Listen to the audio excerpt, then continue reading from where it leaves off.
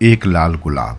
मेरे दादा एक हंसमुख स्वभाव के व्यक्ति थे, जिन्हें अपने परिवार के साथ रहने से ज्यादा कुछ भी पसंद नहीं था। जब मैं छोटा था, वे जब भी घर आते थे तब मेरे और मेरी बहन के लिए अपने साथ पेड़े और रसगुल्ले जरूर लाते।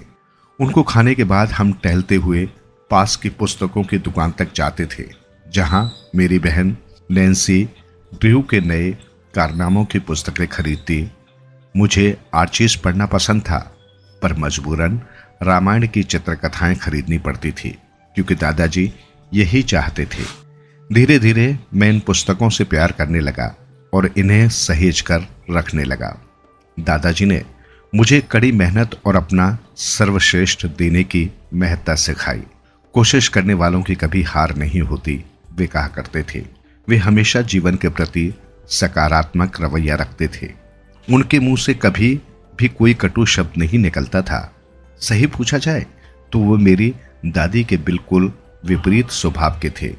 मेरी दादी हमेशा नाखुश रहती थी और अपने आसपास के लोगों को नाखुश रखती थी।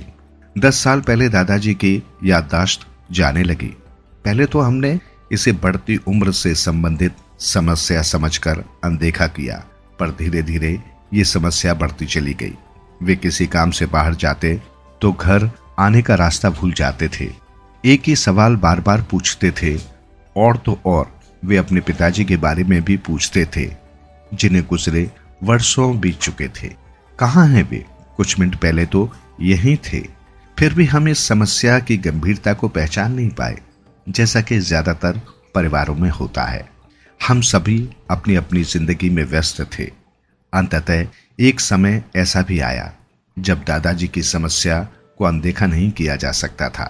हम उन्हें डॉक्टर के पास ले गए।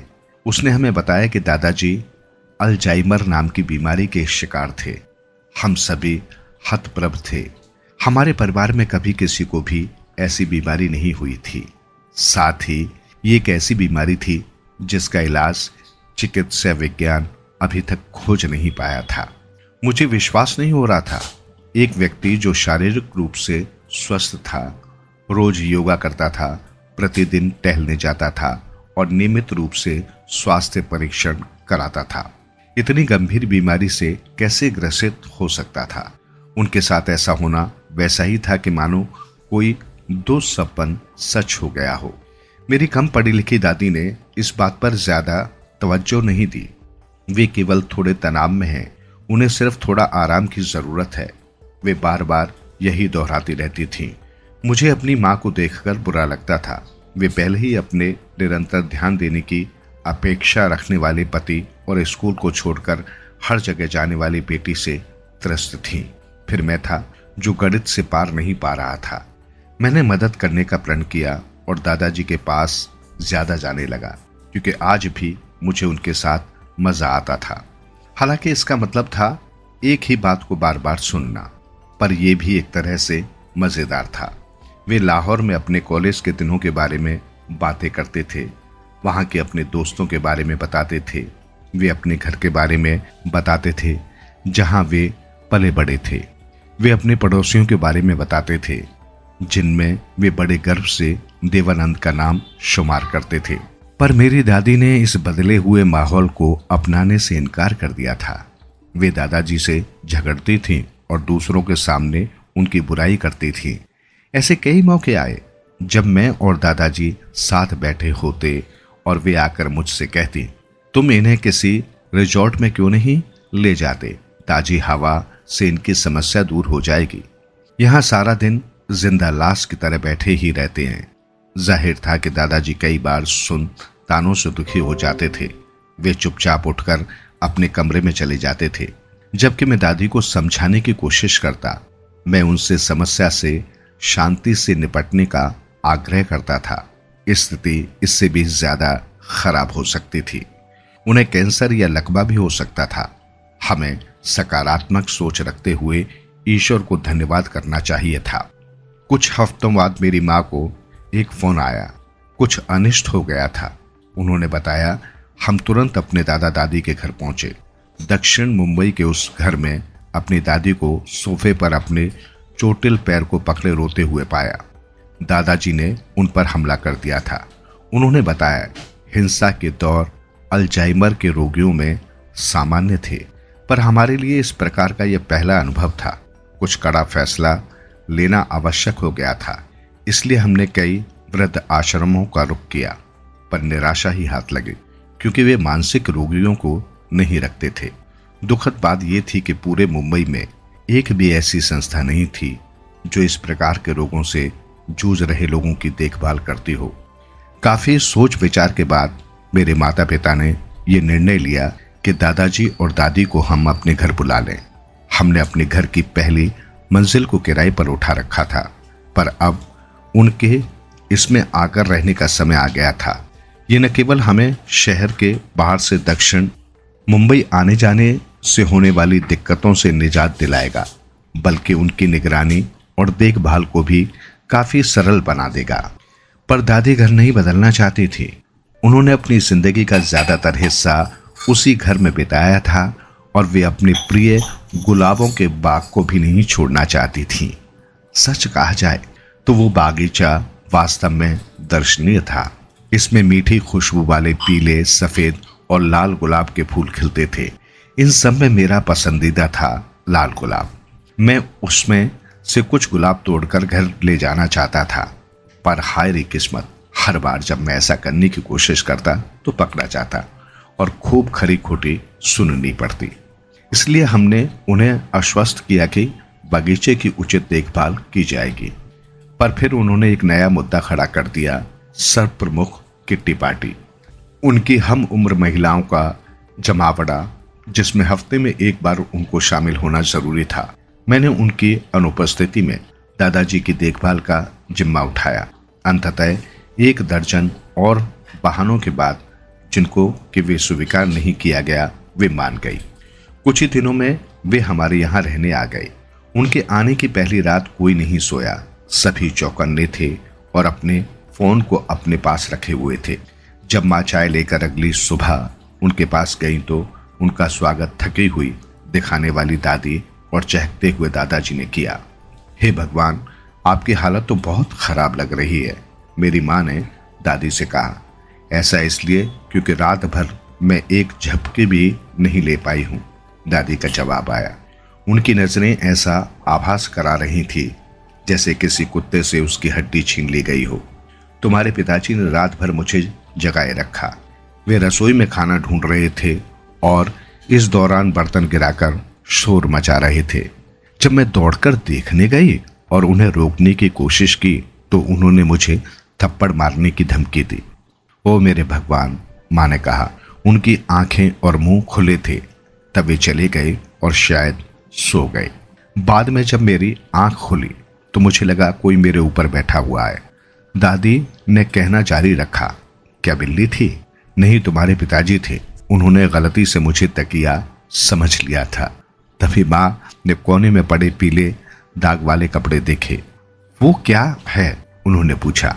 उन्होंने अपने पाजामे में पेशाब करके उसे भिगो दिया है। माँ ने अपनी हथेलियों से अपना चेहरा छुपा लिया, फिर विवशतापूर्ण भाव से अपने हाथ ऊपर हवा में फैला दिए। 3 और दिन इसी तरह निकल गए। चौथे दिन हालात में कुछ सुधार हुआ। उस पूरी रात दादाजी आराम से सोए, पर तब तक दादी अपना संयम खो चुकी थी। उन्होंने अपना सामान बांधा, अपने दक्षिण मुंबई वाले घर जाने को तैयार हो गई। हमने उन्हें मनाने की बहुत कोशिश की, पर सब बेकार गया। वे आखिरकार चली ही गई। जैसे जैसे दिन बीतते गए, दादाजी के प्रति मेरा लगाव बढ़ता ही गया। मैंने शाम को दोस्तों के साथ क्रिकेट खेलना छोड़कर उन्हें घुमाने ले जाना शुरू कर दिया। हम हाथ पकड़कर बिल्डिंग के चारों तरफ चक्कर लगाते थे। ये दुखद था कि वे पुनः बच्चा बनते जा रहे थे, पर हम दोनों एक ही जैसे हो गए थे। टहलने के बाद हम रोज अपनी पसंदीदा कुल्फी खाते और एक दूसरे को देखकर मुस्कुराते थे। कुछ महीनों बाद एक और दुखद घटना घटित हुई। दादी अपनी बहन से मिलने खंडाला जा रही थी और मेरे माता पिता भी शहर से बाहर गए हुए थे। चूंकि मुझे दादाजी और उनके घर की देखभाल करनी थी, मैंने अपने म्यूजिक सिस्टम को बजाने का निर्णय किया। मैं वही हेमंत कुमार के दो गाने बजाता था जो दादाजी को याद थे। जब मैं कमरे में दाखिल हुआ तो देखा कि दादाजी ऑफिस के उस कर्मचारी के साथ यांत्रिक बातचीत में लगे हुए थे जो हमारे घर के भी कुछ छोटे मोटे कामकाज कर दिया करता था। उसे दादाजी की स्थिति के बारे में पता था, पर लगातार बहुत पहले ही स्वर्ग सिधार चुके साथी व्यापारियों के बारे में कुछ ही सवालों के बार बार जवाब देकर उसने अपने धैर्य की आखिरी सीमा को भी छू लिया था। जैसे ही उसने मुझे देखा, उसने बाकी के बचे हुए दिन की छुट्टी मांग ली। मैंने उसकी मांग पर विचार किया और मान गया। मुझे विश्वास था कि मैं अकेले दादाजी की देखभाल कर लूंगा। दोपहर तक नौकरानी ने काम खत्म किया और अपने घर चली गई। लगभग 3:30 बज रहे थे। मैं दोपहर में सोता नहीं हूं, पर दादाजी सोना चाह रहे थे। दादाजी धीरे धीरे अपने शयन कक्ष में मुझे अकेला छोड़कर चले गए। टीवी देखने का मतलब उन्हें परेशान करना होता, इसलिए मैंने अपने साथ लाए उपन्यास को पढ़ने का निर्णय लिया। वो पुस्तक इतनी उबाऊ थी कि मैं 15 मिनट में खर्राटे भरने लग गया। अचानक दादाजी ने मुझे जगाया। तुम कौन हो? उन्होंने पूछा। मैं आपका पोता हूं, सौरभ। उनके चेहरे का गुस्सा देखकर बौखलाया सा उत्तर दिया। सौरभ कौन? आपका पोता? मेरा कोई पोता नहीं है, बाहर निकलो। वे गुस्से में चिल्लाए, पर मुझे यहां रहकर आपकी देखभाल करनी है। मैंने कहा, बाहर निकलो। नहीं, शांत हो जाइए दादाजी। उन्होंने अपनी आस्तीन ऊपर चढ़ाई और गुर्राते हुए मेरी तरफ बढ़े। मुझे कुछ ऐसा करने पर मजबूर मत करो जिससे मुझे बाद में पछतावा हो। कृपया बैठ जाइए, मैंने पूरी ताकत से चीख कर कहा। मेरे अप्रत्याशित प्रतिक्रिया से वे घबरा गए और अपने कमरे की ओर चले गए। मैं पशोपेश में था। वे चाहते थे कि मैं वहां से चला जाऊं, पर मैं उन्हें अकेला नहीं छोड़ सकता था। मुझे डर था कहीं भटकते हुए बाहर न चले जाएं और रास्ता भूल जाएं, या फिर सड़क पार करते हुए किसी गाड़ी द्वारा रौन न दिया जाए। बदहवास मैंने दादी को फोन लगाया, लेकिन उनका फोन नहीं मिला। जल्दी ही दादाजी फिर मेरे कमरे में आ गए और मैं डर के कारण मानो जड़ सा हो गया। तुम अभी तक गए क्यों नहीं? मैं यहाँ का मालिक हूँ, बाहर निकलो। इससे पहले कि मैं जवाब दे पाता, धड़ाक एक तेज प्रहार और मैं लड़खड़ाकर गिर पड़ा। उनका वार मेरी बाईं आंख के पास से होकर गुजरा।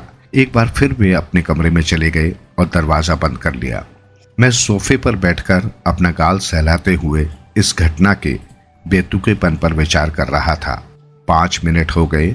दरवाजा खुला और दादाजी अपने हाथों को पीछे किए हुए बाहर आए। उन्होंने मुझे बैठे हुए देखा। उनके चेहरे पर कठोर भाव था। इस बार मैं तैयार था उनके हमले से बचने के लिए या भागने के लिए।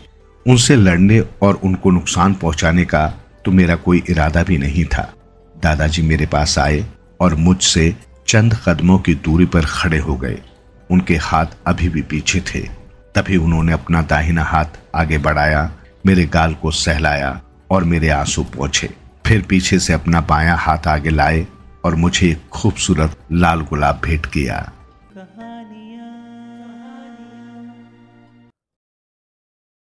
एकता में बल। एक बार अचानक सुंदरबन के सफेद चूहे धीरे धीरे गायब होने लगे। इससे उन चूहों के पास रहने वाले कबूतरों को बेहद चिंता होने लगी। जब मोरपंखी कबूतर डर के कारण कांपने लगा, तो कलसिरा कबूतर अपनी सुरक्षा के लिए बाड़े की जालियों को देखने लगा। हरे कबूतर और भूरे सफेद कबूतर का भी बुरा हाल था। उन्हें मोरपंखी और कलसिरे कबूतरों की हालत देखकर पसीना आने लगा। सभी कबूतर मिलकर विचारने लगे कि आखिर सफेद चूहे इस प्रकार गायब क्यों हो रहे हैं। अभी चारों कबूतर विचार कर ही रहे थे, तभी हरे कबूतर ने देखा कि सफेद चूहों को बाड़े से एक सांप अपने मुंह पर जीभ फेरता हुआ निकल रहा है। उसे समझते देर नहीं लगी कि सफेद चूहों का खात्मा इसी सांप ने किया है। कुछ देर बाद चिड़ियों के बाड़े से चीखने चिल्लाने की आवाजें सुनाई देने लगी। कलसिरे और मोरपंखी कबूतरों ने देखा कि वही सांप चिड़ियों के बाड़े में घुसकर चिड़ियों पर झपट रहा है। चारों कबूतर चिंताग्रस्त हो गए। कबूतरों ने निर्णय किया कि यदि जल्दी ही कोई उपाय नहीं किया गया तो सभी कबूतरों का अंत निश्चित है। सुंदरबन के रखवालों को तो अपनी मौज मस्ती से फुर्सत ही नहीं। बस 1-2 दिन में बाड़े में दाना डाल जाते हैं और फिर उनकी बला से चारों कबूतर सुंदरबन की सुरक्षा व्यवस्था को लेकर चिंतित हो उठे। कल सिरा कबूतर बहुत घबराया हुआ था, इसलिए वो जल्दी ही निर्णय लेने पर जोर दे रहा था। चारों ने विचार किया कि जैसे भी हो स्वयं को इस बाड़े से छुटकारा दिलाना ही चाहिए। एक बार बाड़े से निकल गए तो समझो किसी बात की चिंता ही नहीं है। चारों कबूतरों ने योजना बनाई कि अपने बाड़े का जाल काटकर निकलने का रास्ता बनाएंगे तथा सुबह होते ही अपने अपने कार्य में जुट जाएंगे। रात के घने अंधेरे में जब कबूतर सोने का प्रयास कर रहे थे तो हर एक कबूतर ने महसूस किया कि कोई जंतु उनके बाड़े को हिला रहा है। उसने आंखें खोली तो देखा कि वही सांप जो सफेद चूहों और चिड़ियों को अपना भोजन बना चुका है, उनके बाड़े में घुसने का रास्ता ढूंढ रहा है। उसने अपने साथियों को जगाया। हर एक कबूतर की बात सुनकर सभी साथी रात के अंधेरे में ही अपने कार्य में जुट गए। अंधेरे के कारण 2-4 तार खींचकर ही वे थक गए। सूर्य निकलते ही उन्हें दाना डाला गया। उन्होंने भरपेट दाना खाया तो ऐसा लगा जैसे उनके भीतर दोहरी शक्ति आ गई हो। चारों कबूतरों ने मिलकर एक एक तार को खींचा और बाहर निकलने लायक रास्ता तैयार कर लिया। रास्ता बनते ही चारों कबूतर एक एक करके बाड़े से बाहर आ गए। बाड़े से बाहर आते ही उन्होंने अनुभव किया कि वे पुनः अपने हरे भरे संसार में वापस लौट रहे हैं। चारों एक साथ मिलकर उड़ चले। अब उन्हें कोई चिंता नहीं थी। चारों ने स्वयं को बाड़े की कैद से आजाद जो कर लिया था।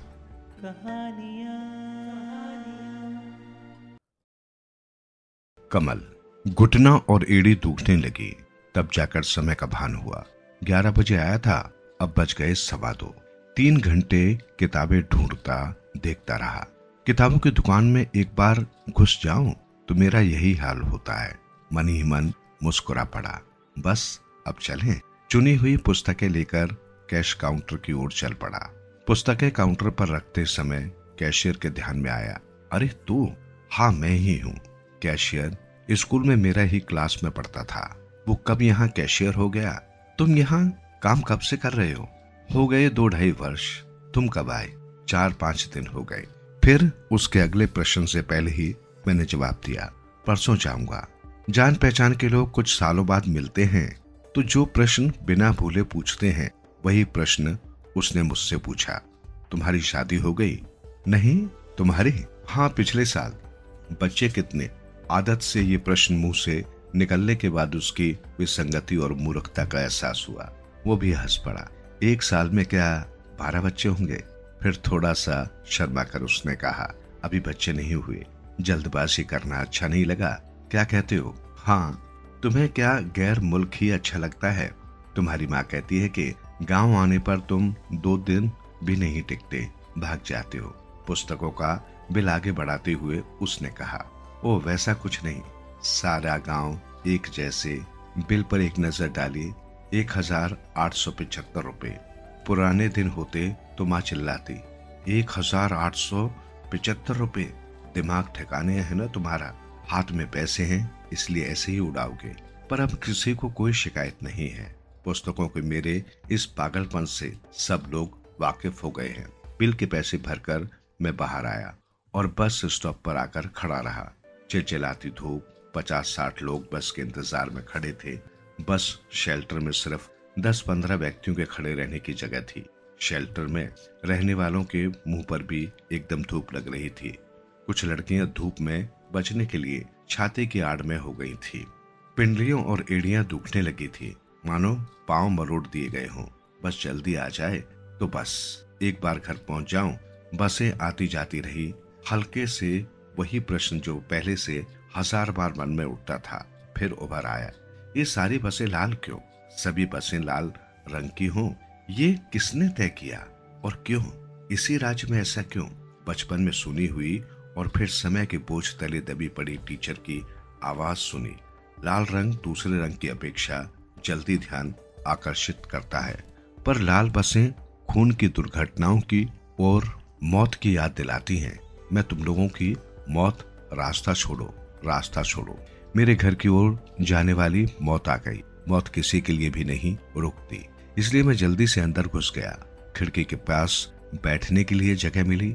शत जन्म के पुण्य से पुस्तकें सीट पर रखी, पांव खोलकर बैठा और आंखें मूंदकर बाहरी दुनियादारी की बाहर ही छोड़ दिया। अच्छी हवा आ रही थी और बीच में धूप की उमस थी, पर थके हुए हाथ पांव, गर्दन और आंखों को अच्छा विश्राम मिल रहा था।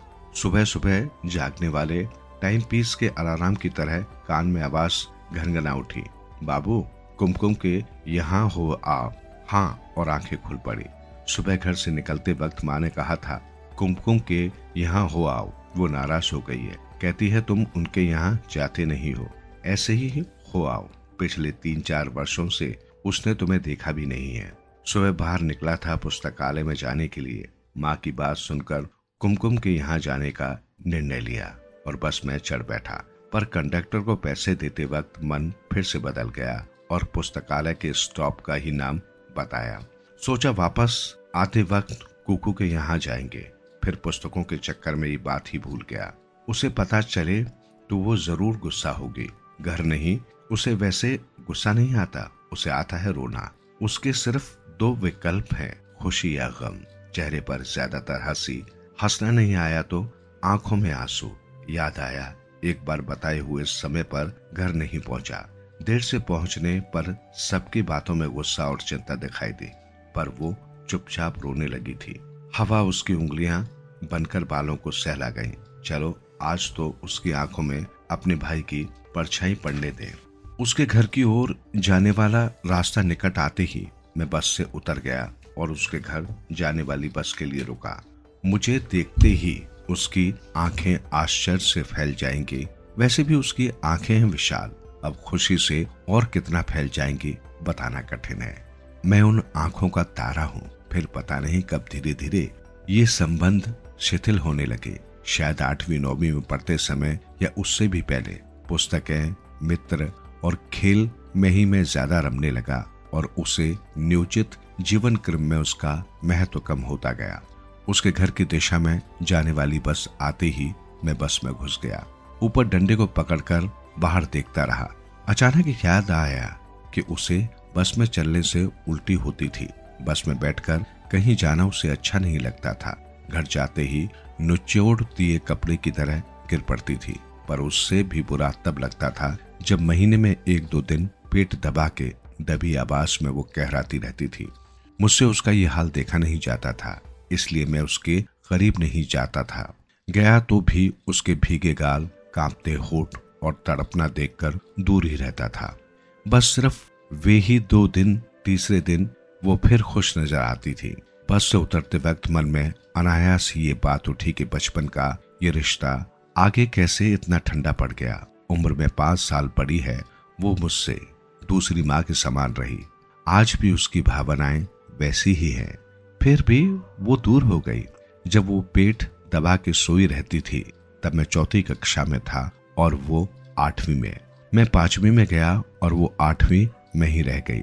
मैं 7वीं से 8वीं में गया तब वो 10वीं में पढ़ रही थी। फिर आगे उसकी पढ़ाई ही छूट गई। पढ़ने का शौक, खेल, दोस्त, इन सब में रमता चला गया और उसका संसार संकुचित होता गया। उसके घर का रास्ता यहाँ से दाहिनी ओर मुड़ता है और फिर बाईं ओर घूम के सीधे आगे जाता है। वहाँ की 2-3 दुकानों से होकर एक पगडंडी निकलती है जो सीधे जलती कढ़ाई पर पड़े पानी के छींटों की तरह बाग में जाकर लापता होती है। बाग में ही एक कोने में उसका छोटा सा घर है। सीढ़ियां चढ़कर ऊपर पहुंचते ही एक छोटा सा बरामदा है। वहीं दोनों ओर बैठने के लिए सिर्फ सोफे बनाए हैं। बीच में ही दरवाजा है। अंदर जाते ही दाहिनी ओर एक कमरा और बाईं ओर रसोई घर। लाल सीमेंट की जमीन और ऊपर खपरेली छत। बिना किसी आवरण के उस छोटे से घर में उसकी भरी पूरी गृहस्थी समाई हुई थी। पर वे दुकान, वो पगडंडी सब कहाँ है? 2 मालों का घर दिखाई दे रहा है। यह उसका घर होगा। 2-3 बार आया हूँ। एक बार उसकी शादी के दिन जीजाजी को वेदी पर ले जाने के लिए और फिर कभी एक बार, और अब 5 सालों के बाद आया हूँ। तो कुछ विशेष बदलाव नहीं है। हाँ, आगे एक अंदर पहुंचते ही देखा वो उसका घर उसका नहीं था। फिर भी आगे बढ़ा। आगे का रास्ता परिचित नहीं लग रहा था, इसलिए पूछे मुड़कर दोनों तरफ देखते हुए चलता रहा। किसी ने पूछा, कौन? मुड़कर देखा तो औरत बाहर आकर खड़ी रही मेरे प्रश्न की अपेक्षा में। मन में दुविधा उत्पन्न हो गई। जीजाजी का नाम क्या है? रघुत्तम, रघुनाथ या रामचंद्र? फिर तुरंत मैंने पूछा, कामत का घर कहाँ है? उसने बारीकी से देखा और पूछा, किसका? रविंदर कामत का घर। अंधेरे कमरे में मानो एकदम प्रकाश की किरण आ गई। जीजाजी का नाम सच में रविंदर कामत है, एकदम भूल बैठा था। 2 माले के घर के पीछे इशारा करते हुए उसने कहा, वो रहा, वहां इसी रास्ते से जाओ। उसको धन्यवाद देकर उस रास्ते से जाते हुए एक अव्यक्त और विचित्र सा भाव मन में मंडराने लगा। बाग भी बदल गया है। 2 तरफ पेड़ों के बीच से चलते हुए उनका घर दिखाई नहीं देता और बाग वाले घरों ने बाग के भीतर से ही दीवारें खड़ी की हैं, इसलिए उसके घर तक जाने के लिए एक संकरा सा रास्ता मात्र बचा है। अब बिल्कुल नजदीक पहुंचे बगैर उसका घर दिखाई नहीं देता है। पास पहुंचते ही पता चला कि उसका घर भी बदल गया है। पहले की वो ड्योढ़ी और बैठक नहीं है। थोड़ा सीढ़ियां चढ़कर दरवाजा खटखटाया। अब कमल सी आंखें लेकर वो दरवाजा खोला और मुझे बचपन याद आया। अंदर 9 साल की गोरी चिट्टी लड़की खड़ी थी। पहली कक्षा में था तब उंगली पकड़कर साथ ले जाने वाली कुकू का मुंह लेकर, वही रंग, वही आंखें, वैसी ही नाक और थोड़ी ऊपर उठी गालों की हड्डियां और बाहों तक कटे बाल। मेरे मन पर से मानो उम्र फिसलती चली गई। मैंने हल्के से हंसने का प्रयास किया, पर उसके चेहरे पर था संदेह, अजनबीपन और अनिश्चितता। उसने माँ को आवाज लगाकर कहा, कोई आया है? उतना ही संदेह और परायापन चेहरे पर लेकर उसकी माँ बाहर आई। देखते ही उसके चेहरे का भाव बदल गया। आंखें विस्तृत हो गई। हंसते मुख पर होठ आ कहकर खुल गए। आ बाबू, आओ आओ। फिर उसने बेटी से कहा, ये तो तुम्हारे मामा हैं, पहचाना नहीं? इस पर बेटी हंस दी। मन ही मन परफेक्ट स्माइल कहते हुए मैंने हाथों की उंगलियों से उसके गाल को छुआ। बैठो ना, कुकू ने कहा। तब भान हुआ कि पहले एक तख्त रहा करता था, अब वहां 3 कुर्सियां रखी हैं, वे भी पुरानी। एक पुराना टेबल था, हाँ, उसके ऊपर एक ब्लैक एंड व्हाइट टीवी रखा है। ऊपर की छत सीलिंग से ढक दी गई है। यहाँ सब बदल गया है, नहीं तो तुम जैसे युग पुरुष घर में नहीं आएंगे, उसने चिढ़ाते हुए जवाब दिया और आगे कहा, आज आओगे कल आओगे सोचकर इतने दिन इंतजार किया, रहने दो, आज तो पहुंच गए ना। यहाँ का रास्ता भूल गए थे क्या? सच में रास्ता भूल गया था, पर कैसे बताऊं। हल्के से छोटी का हाथ पकड़कर उसे पास खींच लिया और गोद में बिठा लिया। गाल को गाल छुवाया। दाढ़ी लगने से शायद उसे गुदगुदी उठी।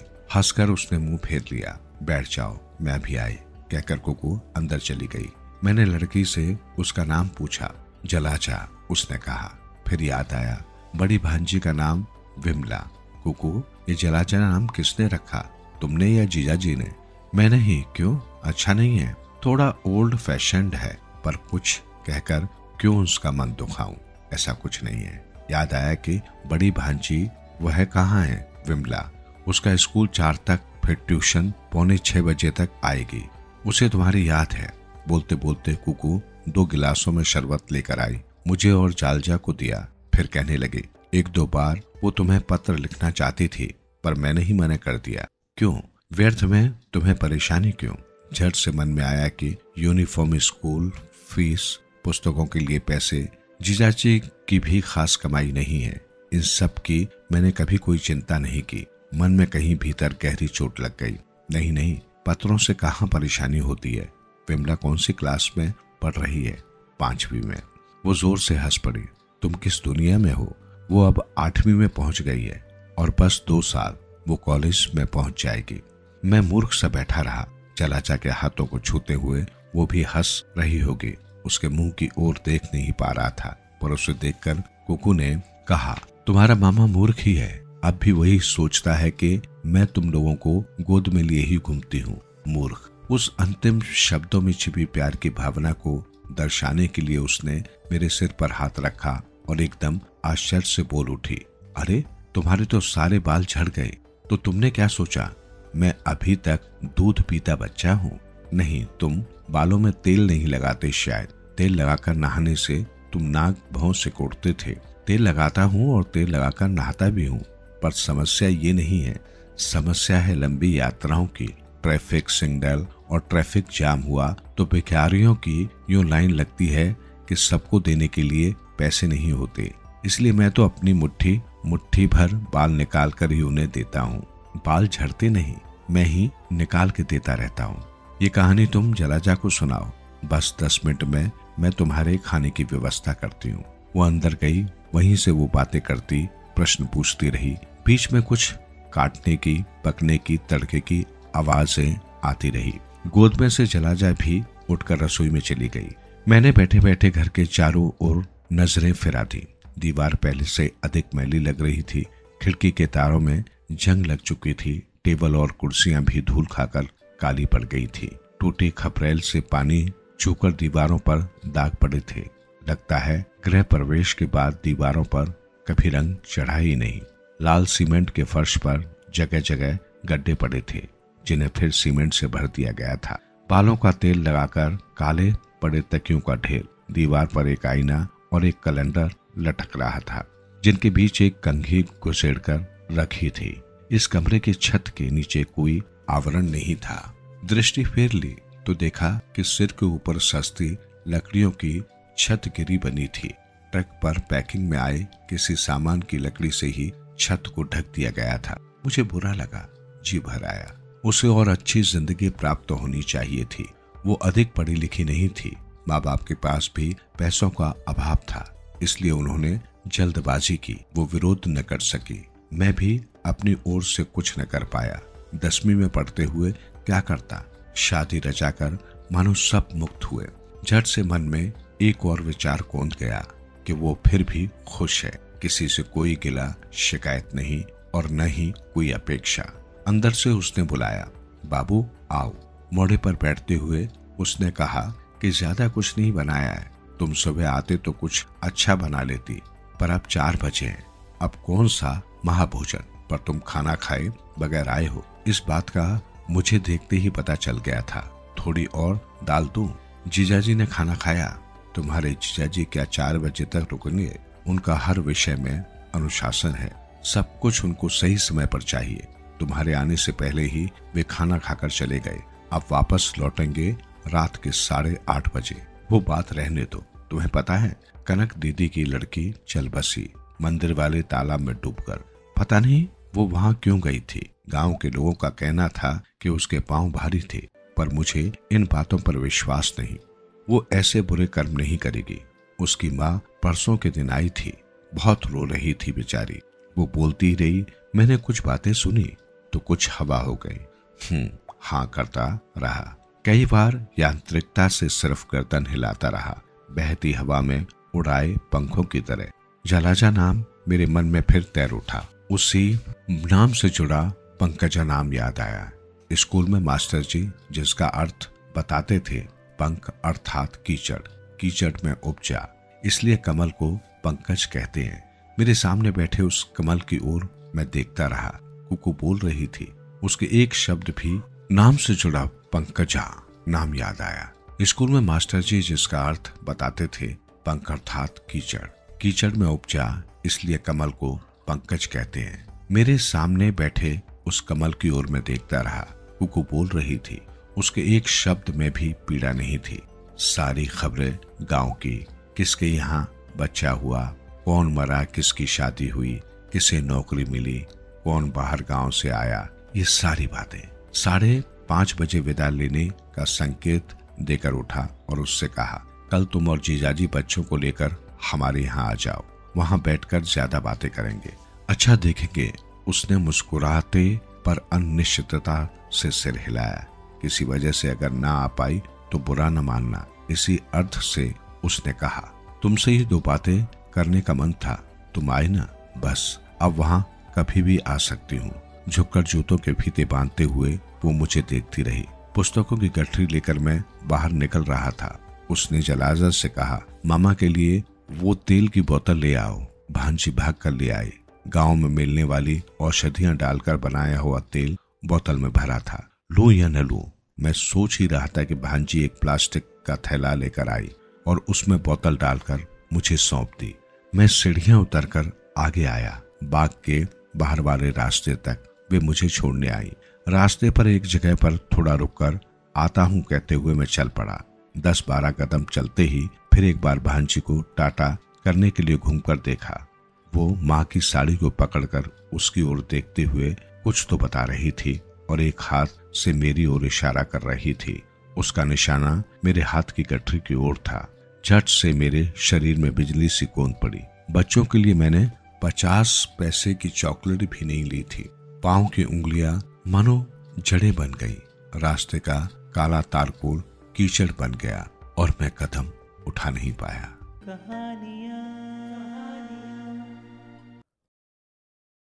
करनी का फल। किसी समय मिथिला के जंगल में एक धूर्त सियार रहता था। वो इतना आलसी था कि अपना पेट भरने के लिए चूहे और खरगोशों का भी शिकार करना नहीं चाहता था।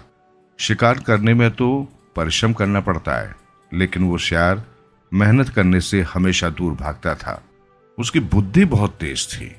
वो हमेशा इसी ताक में रहता था कि बिना परिश्रम किए ही उसे भोजन मिल जाए, जिसे खाकर वो आराम से सो जाए। एक दिन सियार झाड़ी में छिपकर बैठा था। उसने देखा कि कुछ चूहे उछल कूद करते हुए इधर उधर भाग रहे थे। एक मोटा ताजा चूहा भी उनके साथ दौड़ रहा था, जिसे सभी चूहे सरदार कह रहे थे। अपने सरदार की आज्ञा का पालन सभी चूहे कर रहे थे। उन चूहों को भागते देखकर सियार के मुख से लार टपकने लगी और भूख तेज हो गई। उसके शैतानी दिमाग में तरह तरह के विचार आने लगे। जब चूहे अपने बिल में जाने लगे तो सियार ने उनका पीछा करके बिल देख लिया। दूसरे दिन सियार चूहों के बिल के पास आंख बंद करके और दोनों हाथ जोड़कर एक टांग पर खड़ा हो गया। सियार का मुख उगते सूर्य की ओर था। चूहे अपने बिल से बाहर निकले तो सियार को इस प्रकार खड़े देखकर हैरान हो गए। एक चूहा सियार के पास जाकर बोला, मामा, किस कारण से तुम एक टांग पर खड़े होकर स्वयं को कष्ट दे रहे हो? सियार बोला, अरे मूर्ख चूहे, यदि मैंने इस पृथ्वी पर अपनी चारों टांगें टिका दी तो ये पृथ्वी हिल जाएगी और तुम सब मर जाओगे। तुम्हारे कल्याण के लिए ही मैं एक टांग पर खड़ा हूँ। सियार की बात सुनकर चूहे आपस में खुसुर फुसुर करने लगे और बाद में वहीं पर आकर खड़े हो गए। चूहों का सरदार बोला, हे सियार, तुम सचमुच महान हो, जो हमारे कल्याण के लिए स्वयं इतना कष्ट उठा रहे हो। कृपया हमें अपने बारे में सब कुछ बता दो। चूहों के सरदार की बात सुनकर सियार कहने लगा, बहुत पहले मैंने हिमालय पर्वत पर एक टांग पर खड़े होकर तपस्या की थी। सैकड़ों वर्षों की तपस्या से खुश होकर देवताओं ने मेरे ऊपर फूलों की वर्षा की और कहा कि मेरा भार इतना अधिक बढ़ जाएगा कि यदि मैंने चारों पैर जमीन पर रख दिए तो ये पृथ्वी जमीन को फाड़ती हुई दूसरी ओर निकल जाएगी। मेरी कृपा के कारण ही ये धरती टिकी है। मैं जीवों को कष्ट नहीं पहुंचाना चाहता, इसलिए एक टांग पर ही खड़ा हूँ। सियार की बात सुनकर सभी चूहे बहुत प्रभावित हुए और हाथ जोड़कर खड़े हो गए। तभी एक चूहे ने कहा, हे तपस्वी मामा, तुम सूर्य की ओर मुंह करके क्यों खड़े हो? सियार बोला, मैं सूर्य की पूजा कर रहा हूँ, इसलिए मेरा मुंह सूर्य की ओर है। मेरा मुंह इसलिए खोला है कि मैं हवा खाकर ही जीवित रहता हूँ। मेरे तप की शक्ति ही हवा को तरह तरह से स्वादिष्ट पकवानों में बदल देती है। मुझे भोजन की जरूरत ही नहीं पड़ती। सियार की बातें सुनकर चूहों का भय निकल गया और सारे चूहे सियार के नजदीक आने लगे। चूहों को अपने पास आता देखकर धूर्त सियार बहुत खुश होता था। धीरे धीरे सारे चूहे सियार के भक्त बन गए। चूहे सियार के चारों ओर बैठकर ढोलक, मंजीरे, चिमटे और खड़ताल बजाते तथा भजन गाते। सियार सिया राम भजन भजन भजन कीर्तन करते समय चूहे भक्ति रस में डूब जाते थे। कीर्तन समाप्त होने के बाद जब चूहे अपने बिलों में जाने लगते तो सियार पीछे वाले 2-3 चूहों को दबोच कर खा जाता और फिर आराम से सो जाता था। रोज सुबह सियार का यही काम था कि वो चूहों के बिल के सामने सूर्य की ओर मुंह करके एक टांग पर खड़ा हो जाता था। सियार का ये नाटक बहुत दिन तक चलता रहा। एक दिन चूहों के सरदार ने सोचा कि चूहे कम क्यों हो रहे। एक दिन चूहों के सरदार ने कहा, हे महात्मा सियार, क्या कारण है कि मेरी टोली के चूहों की संख्या कम हो रही है? सियार बोला, हे चतुर मूषक, जो चूहे सच्चे मन से मेरी भक्ति करते हैं उन्हें शरीर सहित वैकुंठ की प्राप्ति होती है। बहुत से चूहों को मेरी भक्ति का फल प्राप्त हो चुका है। चूहों का सरदार बहुत बुद्धिमान था। वो सोचने लगा कि कहीं सियार का पेट तो वैकुंठ नहीं है जहां धीरे धीरे सारे चूहे जा रहे हैं। चूहों के सरदार ने अपने साथियों को इस बात से अवगत कराया और मन ही मन निश्चय कर लिया कि वो सच्चाई का पता लगा कर ही रहेगा। उसने निश्चय कर लिया कि वो आज बिल के अंदर सबसे बाद में घुसेगा। दूसरे दिन भजन कीर्तन के बाद चूहों का सरदार सबसे पीछे था। सारे चूहे तो बिल में घुस गए, लेकिन चूहों का सरदार धीरे धीरे चल रहा था। सियार ने जैसे ही चूहों के सरदार को दबोचना चाहा तो वो कूदकर बहुत दूर चला गया। चौकन्ना रहने के कारण ही चूहों का सरदार सियार के चंगुल से बच गया। चूहों के सरदार ने सभी चूहों को आदेश दिया कि सब एक साथ मिलकर आक्रमण कर दें। चूहों के सरदार ने कूदकर अपने दांत सियार की गर्दन में गड़ा दिए। देखते ही देखते सभी चूहों ने मिलकर महात्मा सियार को मौत के घाट उतार दिया। चूहे सियार की बोटी बोटी नोच कर खा गए। वहां पर अब केवल सियार की अस्थियां ही पड़ी थी। इस प्रकार जल्दी ही उस ढोंगी सियार की असलियत सबके सामने आ गई। उसे अपनी करनी का फल मिल गया। ढोंग अधिक समय तक नहीं चलता। असलियत पता चलने पर ढोंगी सियार को अपनी करनी का फल भुगतना ही पड़ा।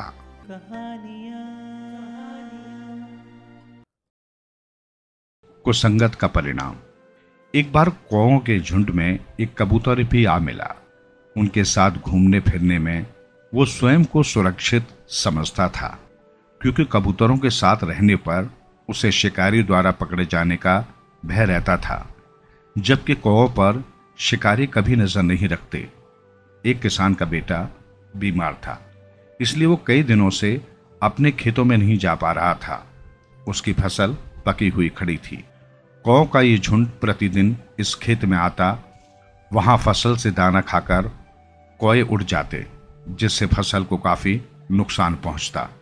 किसान इस बात से बहुत दुखी था। एक तो उसका बेटा बीमार, ऊपर से दिन प्रतिदिन फसल को हो रहा नुकसान। एक दिन उसने एक उपाय सोचा। किसान बहुत बड़ा जाल लेकर आया। उसने उसे अपने खेत में चारों ओर बिछा दिया। रोजाना की तरह आज भी कौओं का झुंड खेतों से दाना चुगने आया। उनके साथ कबूतर भी था। जैसे ही वे सब नीचे उतरे, बुरी तरह वे जाल में फंस गए। उन्हें इसकी आशा न थी। इस तरह जाल में फंसने से वे सब घबरा गए, लेकिन बेचारे कर क्या सकते थे। कुछ देर बाद किसान वहां आया। पक्षियों को जाल में फंसा देखकर वो बहुत खुश हुआ। चलो चलो, एक परेशानी से तो छुटकारा मिला। तभी उसे एक आवाज सुनाई दी, किसान भाई, किसान भाई। किसान इधर उधर देखने लगा। आवाज फिर आई, अरे किसान भाई, मैं यहां हूं, कौओं के बीच में। तब किसान ने नीचे झुककर देखा। वो एक कबूतर था जो हाथ जोड़कर उससे विनती कर रहा था, मैं तो तुम्हें कोई हानि नहीं पहुंचाता, फिर तुमने मुझे क्यों पकड़ लिया? मैं तो तुम्हारा मित्र पक्षी हूं। तुम्हारी फसल से कीट पतंगे खाकर तुम्हारी सहायता करता हूं। किसान ने उसकी बात सुनी। वो बोला, देखो प्यारे कबूतर, तुम्हारा कहना ठीक है। तुम किसान के मित्र हो, हमें कोई हानि नहीं पहुंचाते, लेकिन मैंने भी तुम्हें नहीं पकड़ा है। तुम स्वयं ही इसमें फंसे हो। ये सब तुम्हारी संगति के कारण है। इसमें मेरा क्या दोष है? न तुम इन कौओं का संग करते और न ही आज इस हालत में होते। मैं तुम्हारी कोई सहायता भी नहीं कर सकता हूं। अब इस बुरी संगत में रहने का दंड तो तुम्हें भोगना ही पड़ेगा। उसकी बातें सुनकर कबूतर को अपनी गलती का एहसास हुआ। वो बोला, हाँ भाई, तुम ठीक कह रहे हो। अगर मैं अपने झुंड को छोड़कर इन कौओं के झुंड में शामिल न होता तो आज मुझे ये दिन भी नहीं देखना पड़ता। कबूतर को अपनी गलती का एहसास तो हुआ, लेकिन बहुत देर से। इसलिए कहते हैं कि बुरे लोगों से दूर ही रहना चाहिए।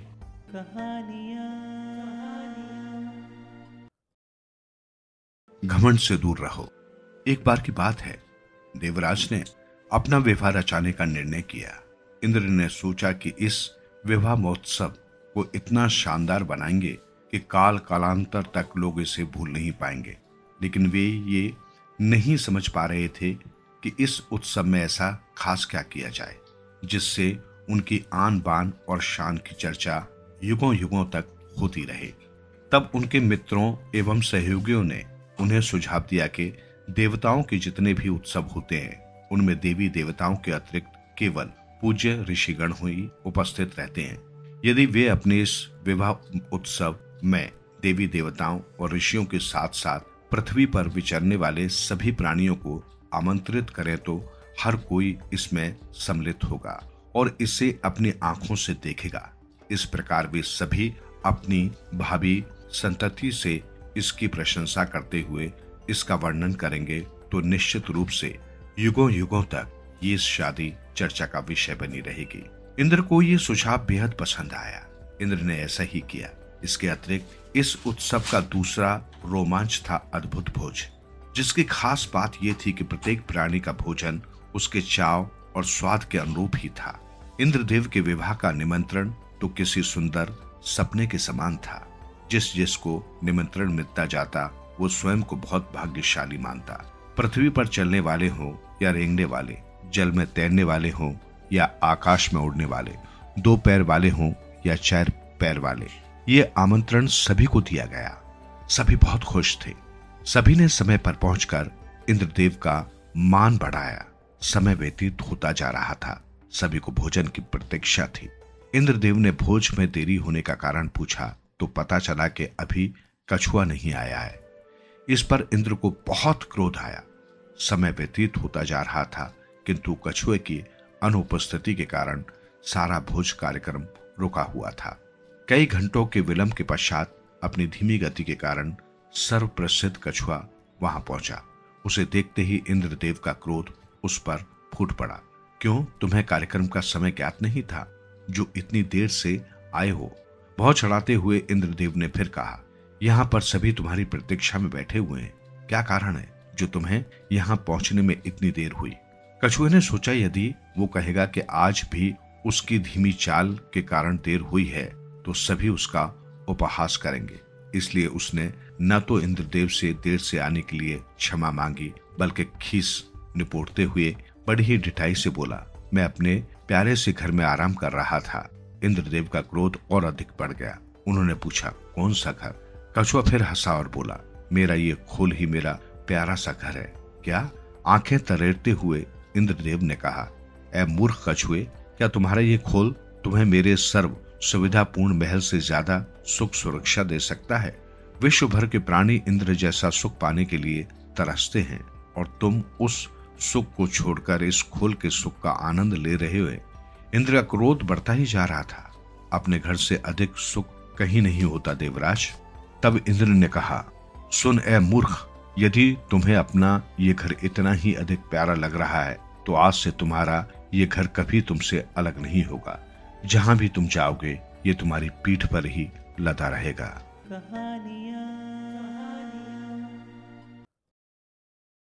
चुरंगन। माँ को गुजरे 2 दिन हो गए थे। उनकी याद में रह रहकर मुझे रोना आ रहा था। भप्पा पूरा दिन माथे पर हाथ धरे कोने में बैठा रहता था। उसकी हालत देखकर मुझे आयो की याद और भी अधिक सताने लगती थी। रोज रात आयो मुझे सीने से लगाकर सोया करती थी। इन 2 रातों को हमारी पड़ोसिन सुरंगी मुझे अपने घर ले गई थी।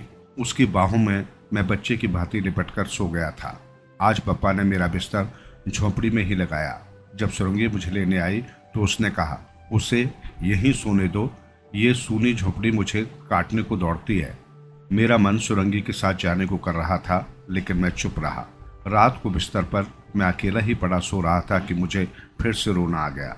अंधेरे में हाथ फैलाकर मैंने आयो को टटोलने की कोशिश की लेकिन वो थी नहीं। फिर मेरे मन में आया कि कम से कम बप्पा ही मुझे अपनी बाहों में लेकर सोए। इसी आशा में मैं बप्पा को ग्वालने के लिए मुंह खोला ही था कि मुझे अंधेरे में बप्पा के रोने की आवाज़ सुनाई दी। शायद उसे भी आयो की याद आ रही थी।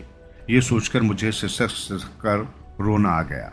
आयो कहते हुए मैं जोर से फूट पड़ा और फिर मैंने बप्पा को बिस्तर पर अपने आप को झोंक दिया। उसने मुझे कस के पकड़ा और गले से लगाया। उसके आंसू मेरे भीगे गालों पर लुढ़कने लगे।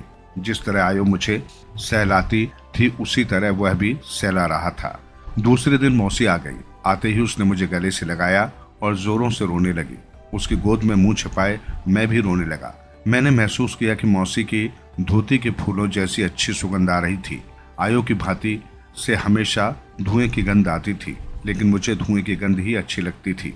मैंने सोचा मौसी की धोती से भी अगर वही धुएं की गंध आती तो कितना अच्छा होता। समय पर खबर नहीं भेजी, इसलिए मौसी बप्पा पर गुस्सा थी। आयो को याद कर करके उसका चेहरा रो रो कर लाल हो गया था। मौसी जरा भी आयो की तरह नहीं दिखती थी। मेरी आयो काली थी, लेकिन मौसी गोरी चिट्टी। दोपहर को मौसी ने बप्पा को बताया, मैं राघल्या को अपने साथ लेकर जाती हूँ, यहाँ उसकी देखभाल अच्छी तरह नहीं होगी। बप्पा चुप रहा। तुम पर काम पर जाओगे तो राघल्या बिल्कुल अकेला रह जाएगा, उसके खाने पीने का क्या होगा? बप्पा ने मेरी ओर देखा। उसे भेज तो क्या मैं अकेले दिन काट सकूंगा? तुम मर्द हो, काम पर जाओगे तो सब भूल जाओगे, लेकिन ये बच्चा बेचारा मुसीबत में पड़ेगा। मैं दोनों का मुंह ताकता ही रह गया। एक ओर मौसी के साथ जाने की इच्छा हो रही थी और दूसरी ओर बप्पा के साथ रुकने को मन कर रहा था। अंत में बप्पा ने मेरी 2 कमीजें और हाफ पैंट थैले में डाले और कहा, राघल्या तू मौसी के साथ चला जा। जब उसने चलने को कहा तब मेरा मन रुकने को हुआ। बप्पा मुझे बहुत प्यार करता था। वो कई बार मुझे लेकर छोटे पुल पर मछली पकड़ने जाया करता था। जब मछली पकड़कर घर ले आते तो आयो उसे अच्छी तरह आग पर भूनती थी। हर शनिवार को गांव के चौराहे पर बाजार लगता था। वहां बप्पा रस्सी रज्जू डोरी लेकर बेचने को बैठता। सूर्य ऊपर चढ़ने पर बप्पा छाता खोल देता और उसके नीचे बड़े इत्मीनान से बैठा करता। बप्पा मुझे चना मूंगफली भी खरीद कर देता। आज भी शनिचर था, लेकिन बप्पा बाजार नहीं गया। जब से आयो चल बसी थी, बप्पा कुछ बदल सा गया था। यहाँ तक कि झोपड़ी में भी अजीब लग रही थी। मुझे घुटन सी महसूस होने लगी। बप्पा तुम आ जाओ, पगले तू जा। पहले तुम कब आओगे? आऊंगा। कब? आऊंगा एक दिन, जल्दी ही आना। हाँ। बप्पा ने कोई उत्तर नहीं दिया। जल्दी ही आओगे ना? मैंने फिर से पूछा। उसने सिर हिलाया। मौसी की उंगली पकड़कर मैं कुटिया से बाहर निकला। बप्पा भी उठकर दरवाजे पर आ गया। जुवामा की शराब की दुकान को पार करने के बाद मैंने बार बार पीछे मुड़कर देखा। बप्पा वहीं खड़ा था। उत्तम की दुकान को पार करते ही कुटिया आंखों से ओझल हो गई थी। बप्पा भी अब दिखाई नहीं दे रहा था। एक बार मन में आया कि मौसी की उंगली छोड़ दूं और दौड़कर बप्पा के पास लौट जाऊं। मैंने मौसी की उंगली छोड़ी भी, लेकिन मौसी ने मेरा हाथ पकड़ लिया। राघल्या तुम अच्छे बच्चे हो ना? मैंने सिर हिलाकर और चुपचाप उसके साथ चलने लगा। हम बस में बैठकर जाएंगे ना? बस में बैठकर? हाँ। बप्पा आयो और मैं एक बार जब मेला देखने गए थे तब बस में बैठकर ही गए थे। आज फिर एक बार नरम सीट पर बैठने को मिलेगा, इसलिए मैं बहुत खुश हुआ और मौसी की उंगली कसकर पकड़ी। मौसी का घर हमारी झोपड़ी से बड़ा था, सफेद चूने का। उस रात इतनी जोरों की बारिश हुई, लेकिन घर में छत से जरा भी पानी नहीं टपका। हमारी झोपड़ी में कई जगहों से पानी टपकता। जगह जगह पर बर्तन रखते रखते आयो उब जाती थी। हद से ज्यादा पानी टपकने लगे तो बप्पा छत पर चढ़कर उन जगहों को ठीक करता जहां से पानी टपकता। आयो या मैं उन्हें दिए के उजाले में वहां से टपक रहा है, यहाँ से टपक रहा है, ऐसा बताते। अगर आज भी पानी टपके तो बप्पा को दिया दिखाएगा कौन? मौसी की बाहों में सोते हुए मेरे मन में ये विचार उठा। मौसी, मैंने पुकारा। चुपचाप सो जाओ, कहते हुए मौसी ने मुझे और भी भींच लिया और थपथपाने लगी। उनकी धोती की वो सुगंध मेरे नाक में भर आई। आयो के बगल में सोने पर मुझे धुएं की गंध आती थी, बहुत ही अच्छी। सुरंगी की धोती से भी ऐसी ही गंध आती थी। आयो की धोती से आती बिल्कुल वैसी। उस सुगंध के बारे में सोचते सोचते मैं मौसी से और भी चिपक गया। मौसी ने मुझे वहां की पाठशाला में दाखिला करा दिया। मेरी पहली पाठशाला ही अच्छी थी। पाठशाला के बिल्कुल सामने एक बरगद का पेड़ था। उसकी जटाओं को पकड़े हम इधर से उधर से इधर झूला झूला करते थे, बंदरों की भांति चढ़ते थे। वैसे तो पाठशाला के रास्ते पर इमली का एक पेड़ था। इतनी सारी इमलियां इकट्ठा करने के लिए मिलती थी। इन्हें जेब में भरते हुए मुझे श्री और बेदित की बहुत याद आती। हमारी झोपड़ी के पास ही एक छोटा सा झरना बहता था। हम कई बार वहां जाते थे, उसमें डुबक डुबक डुबकियां लगाते। मौसी के यहाँ ऐसा कोई झरना नहीं था, बस एक कुआं था। मौसी सर सर करके कलसी से पानी निकालकर मेरे सिर पर उड़ेल देती, पूरे शरीर पर साबुन लगाती। घर में मैं अकेला ही नहाता था। आयो को मैंने कभी नहलाने नहीं दिया। मैं क्या छोटा था, लेकिन मौसी मेरी एक भी न सुनती। मुझे उस पर गुस्सा आता था। 8 साल के घोड़े हो गए हो, लेकिन नहाते बिल्कुल कोए की तरह हो, गंदे कहीं के, कहकर मौसी मेरे शरीर पर घिस घिस कर साबुन लगाती थी। साबुन का फैन आंख में जाने से मेरी आंखें भी मिचमिचाने लगती थी। जी करता था कि मौसी को नाखूनों से नोच डालूं, लेकिन मैं ऐसा नहीं करता। लेकिन आयो को मैंने कई बार नोचा था। बप्पा के साथ कभी कभी मैं नदी पर जाता था, तब हम दोनों पत्थर लेकर एक दूसरे की पीठ घिसते थे। वो याद आते ही मुझे बप्पा के पास जाने की इच्छा होती। जब मौसी मेरे गीले बाल सुखाने लगती तो मैं आंखें बंद कर वही सोचता रहता था। मौसी के यहाँ कोई बच्चा नहीं था। घर में मौसी, मौसाजी और मौसाजी की माँ, इतने ही लोग रहते थे। पड़ोस में मेरा हम उम्र कोई बच्चा नहीं था। बड़े बड़े बच्चे थे और वो मुझे अपने साथ खेलने नहीं देते। मैं बिल्कुल ऊब जाता। तब मौसी अपने सारे काम एक तरफ रखकर मेरे साथ खेलने आती। मौसी को कंचों से खेलना नहीं आता था, लेकिन 5 गुटका वाला खेल वो अच्छी तरह खेलती थी। झट से उछलकर गुटका खेलती। मौसी के पास ढेर सारे फलियों से निकले सूखे दाने थे। वो खेलने में बहुत मजा आता। मेरी बेईमानी मौसी समझ नहीं पाती। जब सारे उसके गजरे मेरे हो जाते तो मुझे सीने से लगाती और हंसते हुए कहती, तुम तो बहुत होशियार हो। मैं पाठशाला जाता तो मौसी आंगन में आकर खड़ी रहती। रागल्या, ठीक तरह से जाना। ठीक है मौसी। इमली की चाह में मेरे कदम अपने आप आगे बढ़ने लगते। मौसी के घर के सामने का रास्ता सीधा है, फिर मोड़ पर एक आम का पेड़ है। वहां पहुंचते ही मैं हमेशा पीछे मुड़कर देखता और मौसी को हाथ हिलाता, फिर सीधे इमली के पेड़ के नीचे भागा करता था। मेरे हाथ हिलाने तक मौसी आंगन से हिलती नहीं थी। एक बार मैं भूल गया तो मौसी बहुत नाराज हो गई। मैं पाठशाला से लौटा तो बोली, राघल्या, आज तुमने पीछे मुड़कर देखा ही नहीं। कब मौसी? पाठशाला जाते समय। भूल गया? कैसे भूल गए? अरे तुझे तो मुझसे प्यार ही नहीं, पर तू तो मेरे कलेजे का टुकड़ा है। कहते कहते मौसी की आंखें डबडबाई। मुझे बहुत बुरा लगा। मैं सोचने लगा कि पीछे मुड़कर नहीं देखा तो मौसी को इतना बुरा क्यों लगा। लेकिन उस दिन के बाद आम के पेड़ के पास पहुंचते ही पीछे मुड़कर देखने में कभी नहीं भूला। मौसी मुझे रात को कहानियां सुनाती। उस रात उन्होंने मुझे चिड़िया के बच्चे की कहानी सुनाई।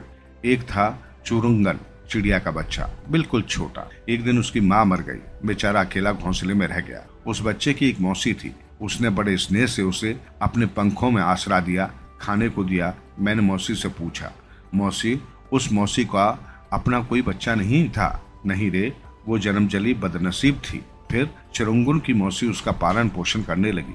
मौसी की जान उसी पर थी, पर उसे बिल्कुल अपना ही बच्चा रखता था। मौसी ने उसे उड़ना सिखाया। बच्चे के पंख टूटे, अब वो उड़ने लगा। मौसी की खुशी का ठिकाना न था। एक दिन वो बच्चा घोंसले से बाहर निकला। उड़ते उड़ते बहुत दूर तक चला गया। घोंसले में मौसी उसका इंतजार करती रही, लेकिन वो वापस नहीं लौटा। वो उसे भूल गया, लेकिन मौसी उसे नहीं भूली।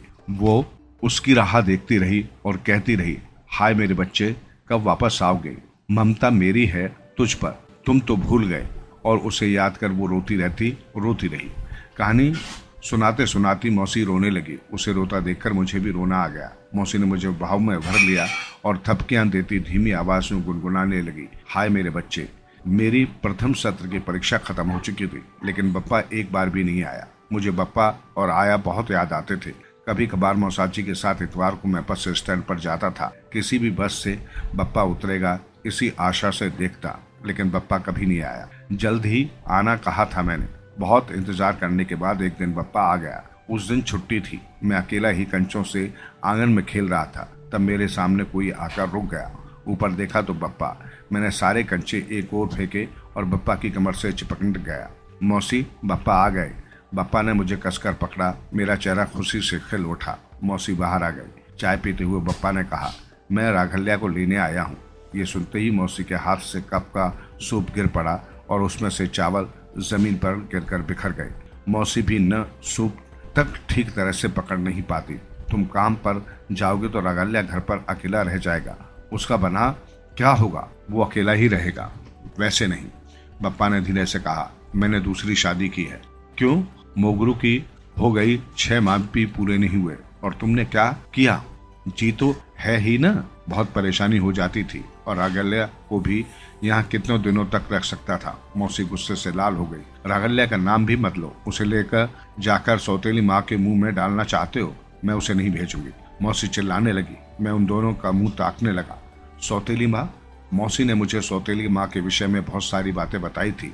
सब सौतेली माएँ बुरी होती हैं, ये मैं जानता था। पापा मेरे लिए भी सौतेली माँ ले आए। इस विचार से मुझे बहुत रोना आया और आयो की याद में सिसक सिसक कर रोने लगा। रागल्या को सौतेली माँ से कोई कष्ट नहीं होगा, वो उसे बहुत दुलार देगी। ये तुम मुझसे न कहो, तुम्हें ये सब पहले ही कैसे मालूम पड़ा? वो हमारे पड़ोस में ही रहती है, रागल्या को वो चाहती है। कौन है वो? सुरंगी। सुरंगी? मेरी आंखें चमक उठी। अरे सुरंगी भला मेरी सौतेली माँ हो सकती है? वो कितनी अच्छी है। जब मैं उसके पास सोया था तब मुझे बिल्कुल ऐसा लगा था कि मैं आयो से लिपट कर सोया हूँ। मैं खुश करके हंस पड़ा, खुशी से उछला और बप्पा के पास गया। बप्पा मैं चलूंगा। बप्पा मुस्कुराए, मेरे सिर पर हाथ फेरने लगे। मौसी चुपचाप खाली सूप लेकर अंदर चली गई। मौसी मेरे कपड़े कहाँ हैं? ऐसा पूछकर मैं उनके पीछे दौड़ पड़ा। मौसी रसोई में खड़ी थी, उसकी नाक लाल हो गई थी। रागल्या तुम सच में जाना चाहते हो? सच्ची में? यानी मौसी बिल्कुल पागल है, उसको खुद मालूम नहीं कि वो क्या पूछ रही है। मैंने हाँ में सिर हिलाया। तुम यहाँ रहना पसंद नहीं है? ये अच्छा लगता है, लेकिन बप्पा के साथ मुझे और भी अच्छा लगता था, मैंने मौसी से कहा। मैं ही पागल हूँ। ये कहते हुए मौसी ने सूप में और चावल डाल दिए। मौसी बाहर चावल वैसे के वैसे ही बिखरे पड़े हैं। हाँ चावल बिखर गए हैं, मैं इकट्ठा करके लाऊं? नहीं रागल्या, मुझसे बिखरे हैं तो मैं ही भरकर लाऊंगी। वो बोलते ही वो मौसी बाहर चली गई। दोपहर भोजन के उपरांत मौसी ने मेरे सारे कपड़े एक थैले में भर दिए। मेरे पसंदीदा पेपरमिंट लाकर मुझे जेब में डाले। वो लड्डू भी साथ बांध कर दिए। आओगे न कभी कभार? मैंने सिर हिलाकर बप्पा जब तक कमीज पहनते उससे पहले ही जूते पहनकर तैयार हो गया। मैं आंगन में पहुंच चुका था। मौसी ने मुझे बाहों में भर लिया और मेरे गालों की चुम्मी ली। मैं शर्मा गया। बप्पा ने जरूर देखा होगा, ये सोचते ही मैं लाल लाल हो गया। बप्पा का हाथ थामे वहां से चलने लगा। बप्पा, झरने में अभी भी पानी बहता होगा ना? बप्पा, हम पुलिया पर मछली पकड़ने जाएंगे न? सुरंगी अब हमारे साथ ही रहेगी। मुझे बहुत कुछ जानना था।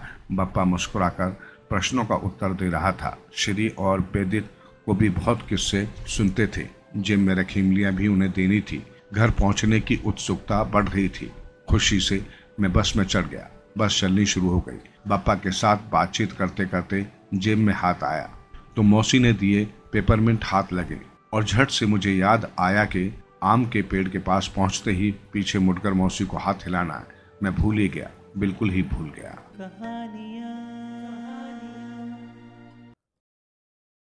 झूठ का फल। किसी गांव में रत्ना नाम का एक बालक रहता था।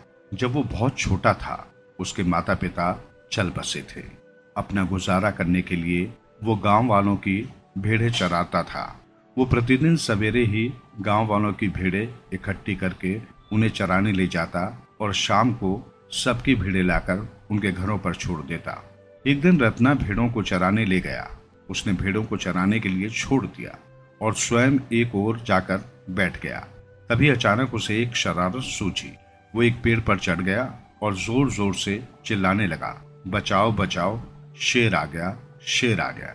उसकी आवाज से लग रहा था कि वो बहुत डरा हुआ है।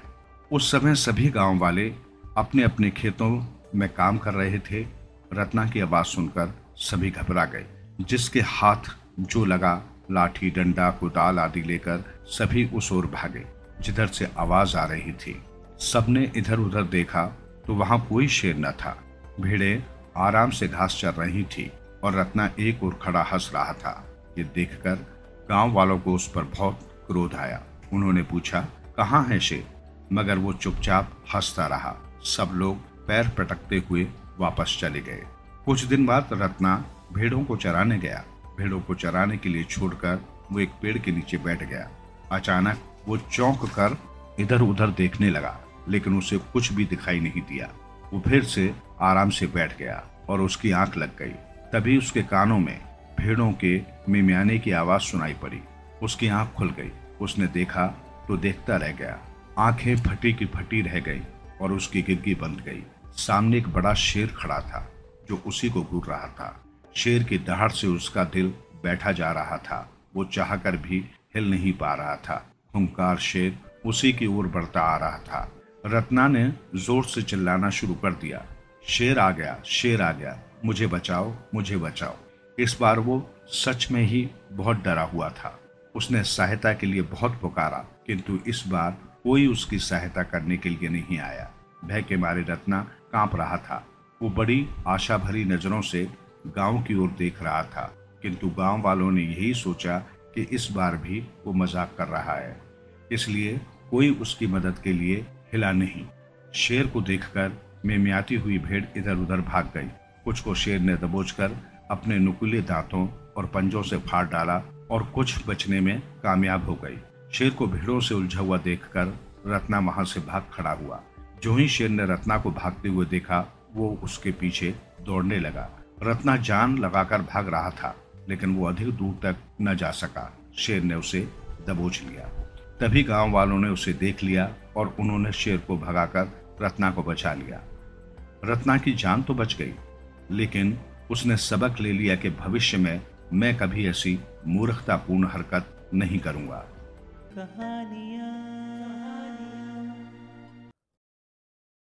डाक मुंशी। सरकारी नौकरी में बहाल होने के दिन से हरि सिंह मुसफिल के छोटे बड़े अनेक पोस्ट ऑफिसों में काम कर चुके हैं।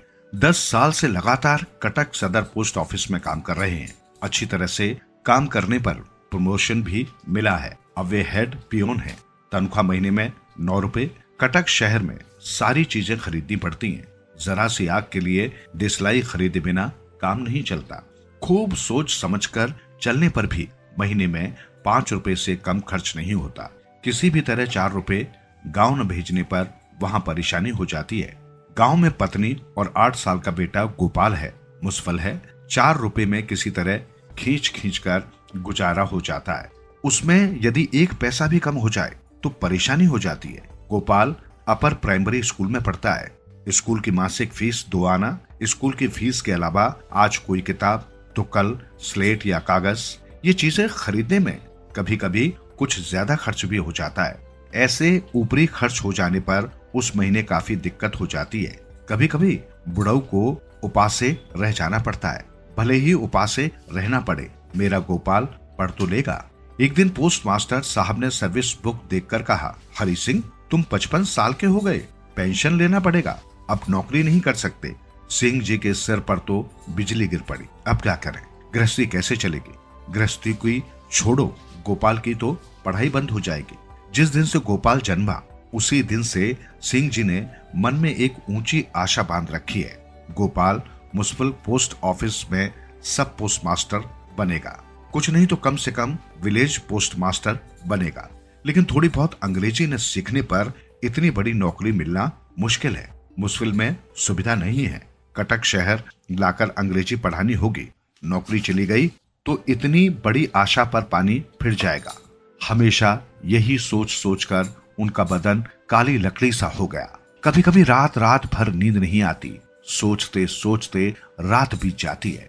सिंह जी पर पोस्ट मास्टर साहब बड़े मेहरबान हैं। डेरे पर मुकर्ररी स्थायी नौकरी होने पर भी सरकारी काम करने के बाद शाम को सिंह जी साहब के डेरे के 2-4 काम कराते हैं। शाम को आराम कुर्सी पर लेटे हुए जब साहब अंग्रेजी अखबार पढ़ते हैं, तब सिंह जी चिलम में जिस जतन से मीठा तमाकू बनाकर भर के लाते हैं, उस तरह और कोई नहीं बना पाता। एक दिन शाम को सिंह जी ने अच्छी तरह तमाकू बनाकर चिलम में भरकर चिलम को ठीक से फूंक दिया। साहब के मुंह से इंजन के पाइप से धुआं निकलते जैसे भकभक धुआं निकल आया। आंखें कुछ कुछ बंद होने लगी। सिंह जी समझ गए यही सही वक्त है। सिंह जी साहब को साष्टांग प्रणाम करने के बाद हाथ जोड़कर खूब भक्ति, खूब विनय, खूब धीरे धीरे, खूब मीठे लहजे में अपना दुख सुनाते हुए सारी बातें विस्तार से बता गए। गोपाल को लेकर उनकी जो ऊंची आशा है वो भी बताना नहीं भूले। साहब की आंखें उसी तरह मुदी हुई थी। उन्होंने धीर गंभीर भाव से कहा, ठीक है, एक दरख्वास्त लिख लाओ। साहब साहसी थे, क्योंकि पोस्टल इंस्पेक्टर या सुपरिटेंडेंट साहब जब भी आते हैं पोस्ट मास्टर साहब के डेरे पर ही टिकते हैं। बड़े हाकिमों को खुश करने के लिए खाद्य पेय की जैसे व्यवस्था होनी चाहिए उसमें कोई त्रुटि दिखाई नहीं देती। उस रात पोस्टमास्टर साहब हरि सिंह की ही रट लगाए रहते हैं। हरि सिंह पुराना आदमी है, ढेरों हाकिम हुक्म के साथ काम कर चुका है। किसका कैसा मिजाज है, कौन किस तरह खुश होता है, वो जानता है। उस दिन आधी रात तक सिंह जी को साहब के डेरे पर रुकना पड़ा, क्योंकि उड़ीसा की गंदी आबो हवा से यदि कोई साहब अचानक पीड़ित होकर उल्टी सुल्टी करने लगे तो हरि सिंह सोडा, कागजी नींबू आदि हासिल करके साहब को संभाल लेते हैं। साहब लोग आराम से सो जाने के बाद सिंह जी आधी रात को घर लौटकर अपने लिए रसोई बनाते। इसी वजह से सिंह जी ऊंचे पदों पर बैठे बैठे बड़े हाकिमों से परिचित हैं। हरि सिंह की दरख्वास्त पर पोस्टमास्टर साहब ने खूब अच्छी तरह सिफारिश करके शहर भेज दिया। कुछ ही दिनों में एक्सटेंशन का हुक्म आ गया। सिंह जी बहुत खुश थे। ये खुशखबरी गांव भी लिख दी। इस वक्त सभी लोग सिंह जी की खुशी से खुश या दुखी हो उठे थे। भविष्य विधाता उनके लिए क्या विधान कर रहे हैं, उस ओर वे एक बार भी देखना नहीं चाहते। सिंह जी का ये इतना बड़ा आनंद पानी के बुलबुले की तरह फूट गया। गांव से चिट्ठी आई, गोपाल की मां को सन्निपात हो गया है, बचने की आशा नहीं। सिंह जी ने पोस्टमास्टर साहब को वो चिट्ठी दिखाई। साहब बड़े दयालु हैं, तुरंत छुट्टी दे दी। सिंह जी सीधे गांव के लिए चल पड़े। घर पहुंचकर उन्होंने जो कुछ देखा, उनकी आंखों की ज्योति खो गई। दुनिया मानो अंधकार में हो। बुढ़िया का समय लगभग पूरा हो चुका था। उसने पति को क्षीण दृष्टि से अच्छी तरह देखा। दोनों हाथ ऊपर उठाकर दंडवत किया। पति के पैरों की धूल लेने के लिए संकेत किया। क्या वो उस जरा सी धूल के लिए बाट जो रही थी? सब कुछ खत्म हो गया। सिंह जी का अपना घर टूट गया। उस घर की बची खुची 2-4 चीजें बेचकर बेटे को साथ लेकर कटक लौट आए। गोपाल माइनर पढ़ता है। सिंह जी इन दिनों बहुत कष्ट में है। पेंशन हो गई है, गुजारा नहीं होता। घर में जो 2-4 लोटा बर्तन थे, उन्हीं को बेचकर खा रहे हैं। नौकरी में रहते समय बहुत मुश्किल से महीने में 2-4 आने बचाकर सेविंग बैंक में रखा करते थे। गोपाल के पीछे माइनर पढ़ाई में सब खर्च कर चुके हैं। सिंह जी को काफी उम्मीद है कि गोपाल पास हो जाए तो सारे कष्ट दूर हो जाएंगे। गोपाल भी कई बार दिलासा देते हुए कह चुका है, मुझे उधार कर्ज लेकर पढ़ाइए पिताजी, नौकरी करने पर चुका दूंगा। हरि सिंह की अर्थ प्रार्थना प्रभु दीन बंधु ने सुन ली। गोपाल माइनर पास हो गया। सिंह जी की खुशी की सीमा नहीं। अभी वो पुराने पोस्टमास्टर साहब थे। सिंह जी ने उनसे काफी अनुरोध किया। बड़े हाकिमों की भी कुछ कृपा थी। गोपाल सीधे मुस्फिल मरकपुर पोस्ट ऑफिस का सब पोस्टमास्टर नियुक्त हो गया। वेतन महीने में 20 रुपए। फिलहाल सदर पोस्ट ऑफिस में 4 महीने काम सीखकर मुक्सल जाएगा। हरि सिंह की खुशी की कोई सीमा नहीं थी। लगातार भगवान की ओर ताकते हुए सिर झुकाकर प्रणाम करते और कहते, निराली है प्रभु तेरी करुणा, दुखियारे की गुहार सुन ली। जिस दिन नौकरी की खबर मिली, उस दिन रात को एकांत में बैठकर सिंह जी खूब रोए। आज बुढ़िया होती तो कितना खुश होती। उसके बेटे को हाकिम की नौकरी मिली है, खुशी से लोटपोट हो जाती। उसकी किस्मत में नहीं था ये सब देखना। चलो गोपाल हाकिम तो बना, भगवान उसकी रक्षा करे। गोपाल ने पहले महीने की तनख्वाह लाकर बूढ़े की हथेली पर रख दी। बूढ़े की खुशी का ठिकाना नहीं था। पैर जमीन पर पड़ ही नहीं रहे थे। हाकिम बेटा एक ही माह में इतना रुपया ले आया। रुपया 4-5 बार गिनने के बाद अंटी में खोसकर सो गए। दूसरे दिन सुबह सरपट बाजार की ओर भागे। जूता, कुर्ता, कपड़े जो कुछ भी चाहिए खरीदा। गोपाल हाकिम जो हो गया है, भला ऐसे वैसे कपड़े पहनेगा? भेष देखकर ही भीख मिलती है, उसी तरह की पोशाक चाहिए। इधर गोपाल बाबू ऑफिस में दूसरे साहबों के साथ बैठकर अंग्रेजी लिखते हैं। हमेशा साहबों के बीच ही काम करना पड़ता है। सभी डाक मुंशी बाबू कहकर बुलाते हैं। पूरा नाम गोपाल चंद्र सिंह। इधर घर पर आकर देखते हैं कि बुढ़ऊ एक मैली कुचैली धोती पहने काम में जुटा है, ताकि गोपाल को कुछ अच्छी अच्छी चीजें बनाकर खिला सके। गोपाल नहाने गया। गीले कपड़े अभी तक सूखे नहीं। बेटा काम में बुरी तरह उलझ गया है। बस यही चिंता लगी रहती है रात दिन। पहले बूढ़े सिंह जी कभी कभी भगवान का नाम लिया करते थे, कुछ कुछ धर्म कर्म भी किया करते थे। अब गोपाल बाबू के कारण सब कुछ भूल चुके हैं। शायद भगवान ये सब देखकर बुढ़ऊ पर खफा हो गए। धमकी देते हुए बोले, अरे निर्बोध, ये सब क्या है रे? ठीक है, समझेगा। इन दिनों गोपाल बाबू की भावनाएं कुछ कुछ बदलने लगी है। अब बाप को देखने पर झूठे ही कुछ न कुछ बड़बड़ाने लगते हैं। ये मूर्ख है, अंग्रेजी नहीं जानता, मजदूर है, मैले कपड़े पहनता है, इसे बाप कहकर बुलाऊं, लोग क्या कहेंगे। उस दिन कुछ शिक्षित महिलाएं शमीज पहने खड़ी थी। बूढ़े के बदन पर कुर्ता नहीं था। उनके सामने से गुजर गया। कितने शर्म की बात है, इसे घर से निकाला तो बेइज्जती हो जाएगी। एक दिन डाक मुंशी साहब ने बाप से कह दिया, देखो तुमने मुझ पर कोई उपकार नहीं किया है, इच्छा हो तो इस घर पर रहो, वरना चले जाओ। और देखो जब साहब लोग हमारे घर आए तो तुम बाहर मत निकलना। गोपाल की बातें सुनकर बूढ़े की कनपटी भाएं भाएं करने लगी। वो निढाल हो बैठ गया। किससे कही बेटे की बात, गलत जगह पर हुआ घाव न देखा जा सकता है न दिखाया जा सकता। जिसे मन की बात बताता वो जा चुकी है। बुढ़िया की याद आ गई, खूब रोया, चारों ओर देखा, कोई धीरज बनाने वाला नहीं था। बूढ़ा दुख में बुढ़िया को याद करता है, सुख में याद करता है। उसने आंसू पोंछ लिए, फिर नहीं रोया। कहीं इससे गोपाल का अमंगल न हो जाए। कल सुबह गोपाल बाबू मुसफिल जाएंगे। अपने काम की जगह बुढ़ऊ को नहीं बताया है। सुबह उठे, अवाज्ञा भरे भाव से बोले, पिताजी मैं मुसफिल चला, सारा सामान ले आना। सामान है ही कितना, किंतु खबरदार कुली मजदूर मत करना, यदि किया तो तुम ही संभालना, मैं पैसे नहीं दूंगा। साहब पोशाक पहनकर बगल में छाता दबाकर छड़ी घुमाते हुए चले गए। बुढ़ऊ क्या करे, सारा सामान समेटकर एक गठरी बांधकर सिर पर रख लिया। चल नहीं पा रहे थे, शरीर में ताकत नहीं है। बीच बीच में आंखों से पानी बह जाता है। 10 जगह रुकते ठहरते लगभग शाम को मकरपुर पहुंचे। देर से पहुंचने की वजह से साहब ने काफी फजीहत की। बुढ़ऊ निढाल बैठे थकान मिटा रहे थे। साहब सुबह शाम ऑफिस जाते हैं। बुढ़ऊ मुंह बंद किए घर के कामकाज में जुटे रहते हैं। बाप बेटे दोनों को साथ बैठकर सुख दुख की 2 बातें करते कभी किसी ने नहीं देखा। डाक मुंशी हुए मुसफिल के एक हाकिम, तमाम लोग आकर दंडवत करके जाते हैं। मूर्ख बुड्ढा जानता ही क्या है कि उसके साथ बात करे। बूढ़े के बदन में मुसफिल का पानी नहीं रुच पाया। बुखार आने पर खों खों करके खांसते हैं। खांसी रात में अधिक होती है। साहब को सोने में दिक्कत हुई। उसने पियोन को हुक्म दिया, बुड्ढे को कवेड़े की झाड़ी में फेंका।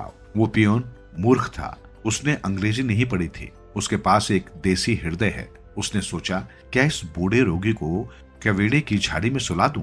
उस दिन बूढ़े को तेज बुखार था। 3 दिनों से कुछ खाया नहीं। आधी रात थी, अंधेरा था। ठंड से बूढ़े की खांसी खूब तेज हो गई। साहब खूब खफा हो उठे। बूढ़े के सीने पर 2 अंग्रेजी घूंसे जड़ दिए। बिस्तर उठाकर बाहर फेंक दिया। बूढ़ा गांव चला गया। निकट रहने वाले एक अच्छे आदमी से पता चला कि गोपाल बाबू का मन उस दिन से बहुत खुश है। और उधर बुढ़ऊ ने गांव पहुंचकर अपने 2 बीघा जमीन को बटाई में लगा दिया। घर पर बैठे बैठे धान मिल जाता है। पेंशन के पैसों से कपड़ा लत्ता नमक तेल का खर्चा चल जाता है। जब से खांसी शुरू हुई है, बुढ़ऊ थोड़ी थोड़ी अफीम लेते हैं। पूरा खर्च चल जाता है। घर के चबूतरे पर बैठकर हरि नाम लेते हैं। अब बाप बेटे दोनों खुश हैं।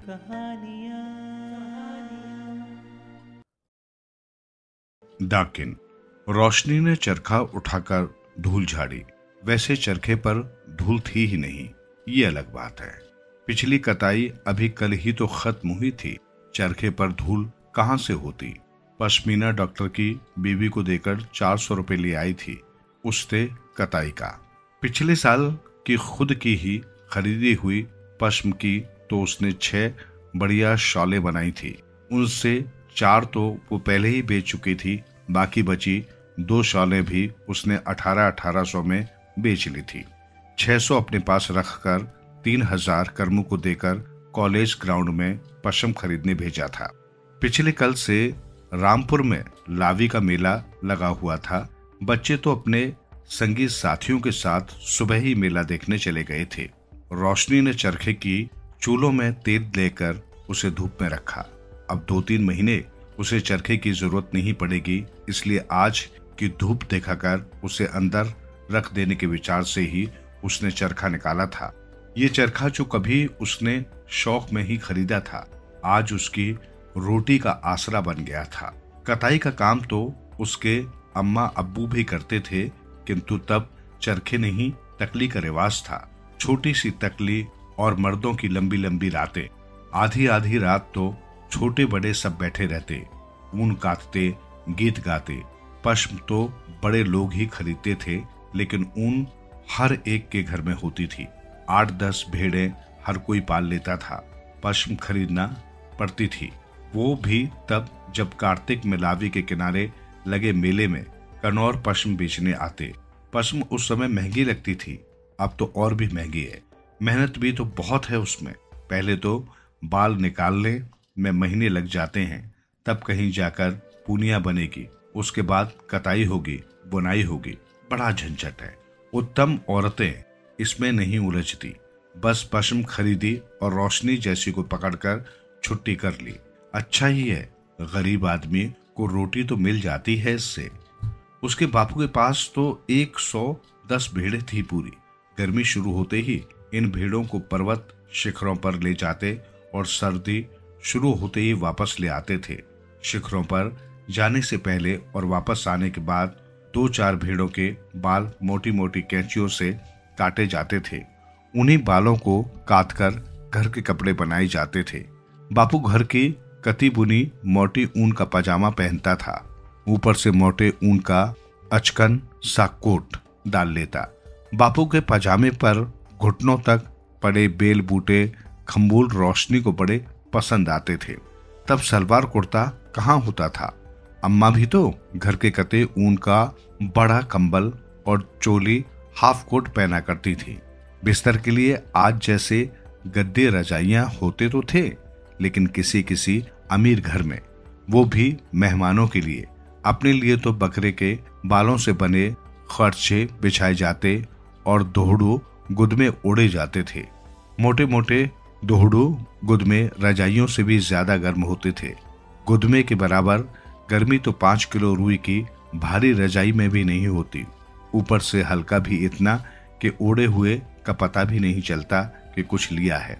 जिस दिन रोशनी का विवाह हुआ तो उसके बापू ने धाम के लिए पूरे 6 बकरे काटे थे। माँ बता रही थी कि ढेर सारा मांस तो सुखाने के लिए ही बच गया था। बापू ने उससे भी तो चोलिया, दोहड़ू, एक घुपटा और ऊपर से ओढ़ने के लिए एक लोई कर्मू को भी घुपटा, कोट और 2 पजामे दिए थे। सारी बिरादरी के लोग बापू से गुस्सा हो गए थे। कह रहे थे, क्यों दे रहा है इतना? कल को हमारी लड़कियां भी मांगेंगी वही सब, तो हम कहां से देंगे? बापू ने हंसकर जवाब दिया, कौन सा खरीद कर दे रहा हूं? घर में देव परमेश्वर का दिया सब कुछ है, इसे देकर क्या घट गया? पर बिरादरी वाले भी तो सच्चे थे।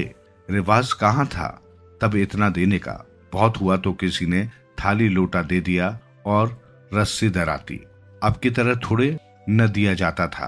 पिछले साल ही रोशनी ने लड़की ब्याही थी। वक्त वक्त की बात है सारी। रोशनी के बापू ने अपनी मर्जी से दिया था, उसे मजबूरी में देना पड़ा वक्त देखकर। खुद उसकी बेटी बंती ने ही उन्हीं कपड़ों के नाम पर नाक सिकोड़ लिया था। साफ ही तो कह दिया था, बस एक दोहड़ू और कोट दे दो।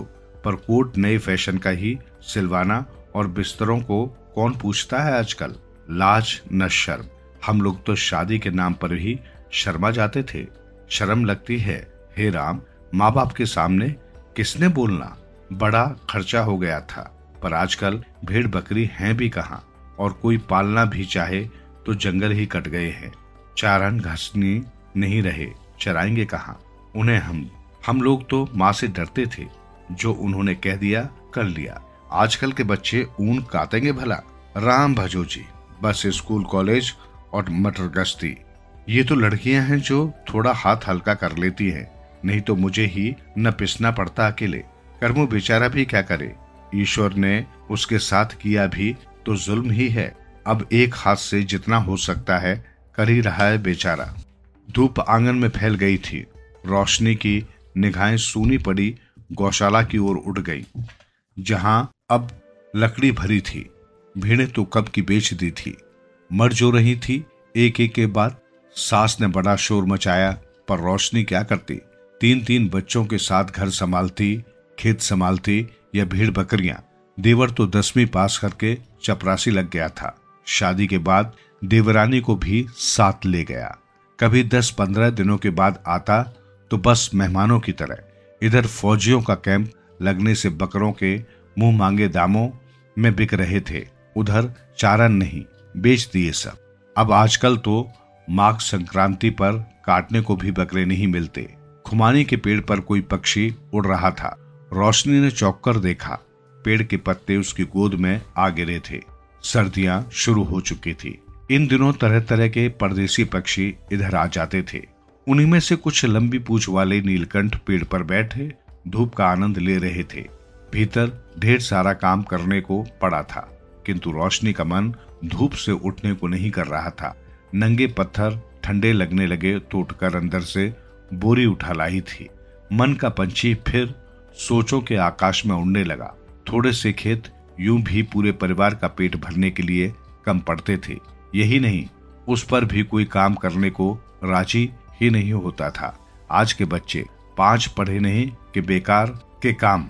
हर दिन बच्चे कुछ न कुछ मांगते ही रहते। उस पर भी सरकार ने कितनी तो सड़कें ही बना दी, उन पर कितनी ही बसें चला दी हैं। इसे ही देखो, छोटा सा गांव है हमारा, इसके भी दोनों तरफ सड़कें हैं। सारा दिन इन पर बसें, ट्रक, कारें और न जाने क्या क्या आता जाता रहता है। सारा दिन धू धू, कभी इधर से तो कभी उधर से। पहले दिनों की शांति तो जैसे सपना हो गई है। बच्चे भी कहीं न कहीं पिकनिक पर जाते रहते हैं। हमारे समय में बहुत हुआ, कहीं साल 6 महीने में किसी मेले में चले गए।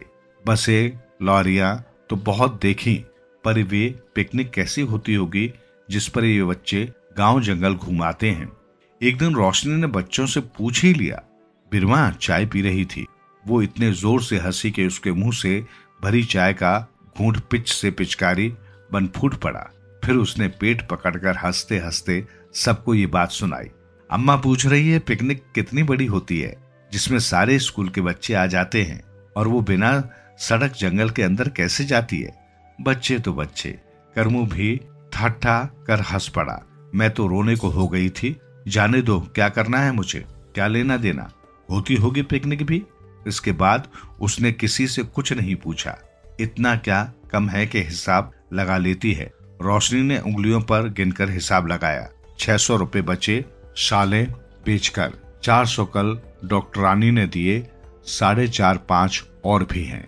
अभी दूध के पैसे मिलने हैं। कुल मिलाकर 2 महीने का राशन आ सकता है। अगले महीने होटल वाले का दूध भी बढ़ाना होगा। सर्दी शुरू हो चुकी है। बच्चों के गर्म कपड़े भी बनवाने हैं। पहले तो घर के ऊन से चल जाता था। धत, अरे क्या हो जाता है उसे। फिर वही पहले, पता नहीं क्या हो जाता है मुझे भी कभी कभी।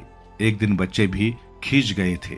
क्या अम्मा, हर वक्त हमारे जमाने में पहले ये होता था, अब ये होता है। अरे होता था, ठीक होता था उस वक्त। अब जो हो रहा है वो भी ठीक ही हो रहा है, बल्कि वही ठीक हो रहा है, कहकर ठाकुरू पांव पटकता हुआ बाहर चला गया। अब ठीक गलत में क्या जानूं, अनपढ़ गवार औरत। पर इसमें मेरा क्या कसूर है? तब कौन पढ़ाता था लड़कियों को? लड़के तो फिर भी 2-4 जमात पढ़ लेते, पर लड़की बस ढोर डंगर चरा लिए बड़ी हुई तो घास, सोथर और लकड़ी ले आई, खेतों में चली गई। ये मर्द लोग करते क्या थे? अब तो पढ़ लिख कर नौकरियां करने लगे हैं। तब तो बस हल चला लिया और दारू पी ली थी, बस छुट्टी। निराई गुड़ाई से लेकर फसल संभालने तक का सारा काम औरतें करें और मर्द सोरा शराब पीकर धुत। पर इस मामले में रोशनी सुखी है। करमू ने उस दिन से शराब छोड़ दी थी जब 7वें बच्चे के होने पर रोशनी मरते मरते बची थी। उस दिन भी करमू नशे में धुत लौट रहा था। माँ के हाथ पांव फूल रहे थे। इस पर रोशनी बहुत कमजोर थी। ऐसे में करमू को नशे की हालत में देख उसकी छाती पर 2 हत्थड़ मारते लगभग चीख ही पड़ी थी माँ। हरामी, तेरी औरत मर रही है, संभाल बच्चे और पिला इन्हें सोरा शराब। करमू का सारा नशा उतर गया। झट से डंडों पर कपड़ा बांधकर गांव वालों की मदद से उसे रामपुर बुशहर के अस्पताल ले आया। रोशनी तो बच गई, लेकिन बच्चा न बच सका। एक बात ये हुई कि उस दिन से करमू ने शराब को हाथ नहीं लगाया। अच्छा हुआ, वरना क्या ये 6 पढ़ पाते? अब पहले वाली बात कहाँ रह गई है। मैं तो इतना भी नहीं जानती कि ये का है या माँ। बड़ी को तो 5 पढ़ाकर छुट्टी हो गई, लेकिन वो छोटी तो निरी अफलातून है। कहती है कॉलेज जाएगी, नौकरी करेगी, देखा जाएगा। अभी तो 9वीं में है। फिर भी ये तो कहना ही पड़ेगा कि पढ़ना है तो पश्चिम कात, मैं अकेली क्या क्या करूं। अरे रोशनी चौकी, धूप इतनी चढ़ आई है, ये बस क्यों नहीं आई, करमू आता ही होगा। रोशनी ने चूल्हे पर पतीला चढ़ा दिया दाल का, आते ही भात मांगेगा। आज तो धूप से उठने का दिल ही नहीं कर रहा, फिर बादल भी छाने लगे हैं, बारिश हुई तो मेला खराब हो जाएगा। उस दिन भी तो ऐसे ही बादल थे जिस दिन करमू छत के लिए लकड़ी चिराने आरे पर गया था। लोगों ने बताया कि आरे वाले का मिस्त्री छुट्टी पर था। करमू खुद ही आरा मालिक के साथ मिलकर लकड़ी चीरने लगा था। ऐसा पहले भी तो करता था। गपशप मारते पता नहीं कैसे कब उसका हाथ आरे की चपेट में आ गया। करमू के कटे हाथ के ठूंठ पर उसने ज्यों ही पट्टी बांधी देखी, रोशनी की चीख निकल गई, गश खाकर धरती पर गिर पड़ी। पूरा परिवार चीखने चिल्लाने लगा। डॉक्टर इलाज के बाद भी कहीं कटा हाथ जोड़ता है। अब तो रह गई रोशनी और 6 बच्चे। पहले ही गुजारा मुश्किल था, लेकिन अब के प्रश्न ने रोशनी को चरखे की याद दिलाई। फिर तो शुरू होगा कताई का धंधा। कुछ तो उसे कताई का काम मिल जाता और कुछ वे लोग अपनी ऊन पश्म खरीद लेते। सब मिलकर पश्म के बाल निकालते। करमू कंघा का एक सिरा टांगों में दबाकर दूसरा कंधा बाएं हाथ में पकड़ लेता और दबे पुनिया बना लेता। रोशनी कताई करती तो करमू जुलाई के पास जाकर बढ़िया शौले बनवा लाता। अच्छी कमाई हो जाती थी। अब तो पश्म भी महंगी हो गई है। 3 सालों में लगातार 500 रुपए किलो बिक रही है। एक दिन पता नहीं सब लोग डंकल डंकल बुलाने लगे थे। होगा कुछ अंकल कंकल, मुझे क्या, चाचा ताया मामा बड़े बापू काना बापू सबके सब अंकल। अरे हाँ, वो होती है ना डायन, उसे ही कहते होंगे डंकल। क्या बोल रहे थे, यही कि डंकल के आने से सब कुछ महंगा हो जाएगा। हाँ, तब तो डाकण ही होगी। गांव में भी जिसे डाकड़ नजर लग जाए वो बीमार हो जाता है। जरूर बाजार को भी डाकड़ लगी होगी। रोशनी, अरे ओ रोशनी, कहाँ है रे? करमू की आवाज पर वो बोरी उठाए एकदम उसके सामने जा खड़ी हुई। कितना पश्म लाए, क्या भाव मिली? अच्छी तरह देख कर लाए हो ना? कैसी है, सफेद या साबरी? बस बस, करमू ने अपना बायां हाथ उसके मुंह पर रख दिया। अब चुप भी कर। फिर उसने रोशनी के दिए नोट ज्यों के त्यों निकालकर उसकी हथेली पर रख दिए। ये क्या, तुम पश्म नहीं लाए? नहीं, क्योंकि इस बार पश्म 1400 रुपए किलो है और बाजार में है भी बहुत कम। करमू की आवाज में उदासी का भाव था। इतनी महंगी पश्म खरीदकर हम किस भाव शौले बेचेंगे? उस कीमत पर खरीदेगा भी कौन? तो क्या डाकड़ आ गई? डाकड़? कैसी डाकड़? करमू हैरान परेशान उसे देख रहा था। अरे तुम ही तो कह रहे थे कि डाकड़ के आने से सब कुछ महंगा हो जाएगा। करमू हक्का बक्का आंखें फाड़े अपनी अनपढ़ और मासूम पत्नी का मुंह देख रहा था। किस सादगी से वो कितनी बड़ी बात कह गई थी। हाँ, डाकड़ आ गई थी। सच यही था कि डंकल समझौते के अनुसार चीन की सीमा खुल गई थी। लवी के ऐतिहासिक मेले की जान पश्म का निर्यात होने से पश्म के भाव एकदम से 3 गुना होकर आसमान छूने लगे थे। करमू और रोशनी को लगा जैसे उनके मुंह से निवाले ही छिन गए हों। डाकड़ का यही सच था।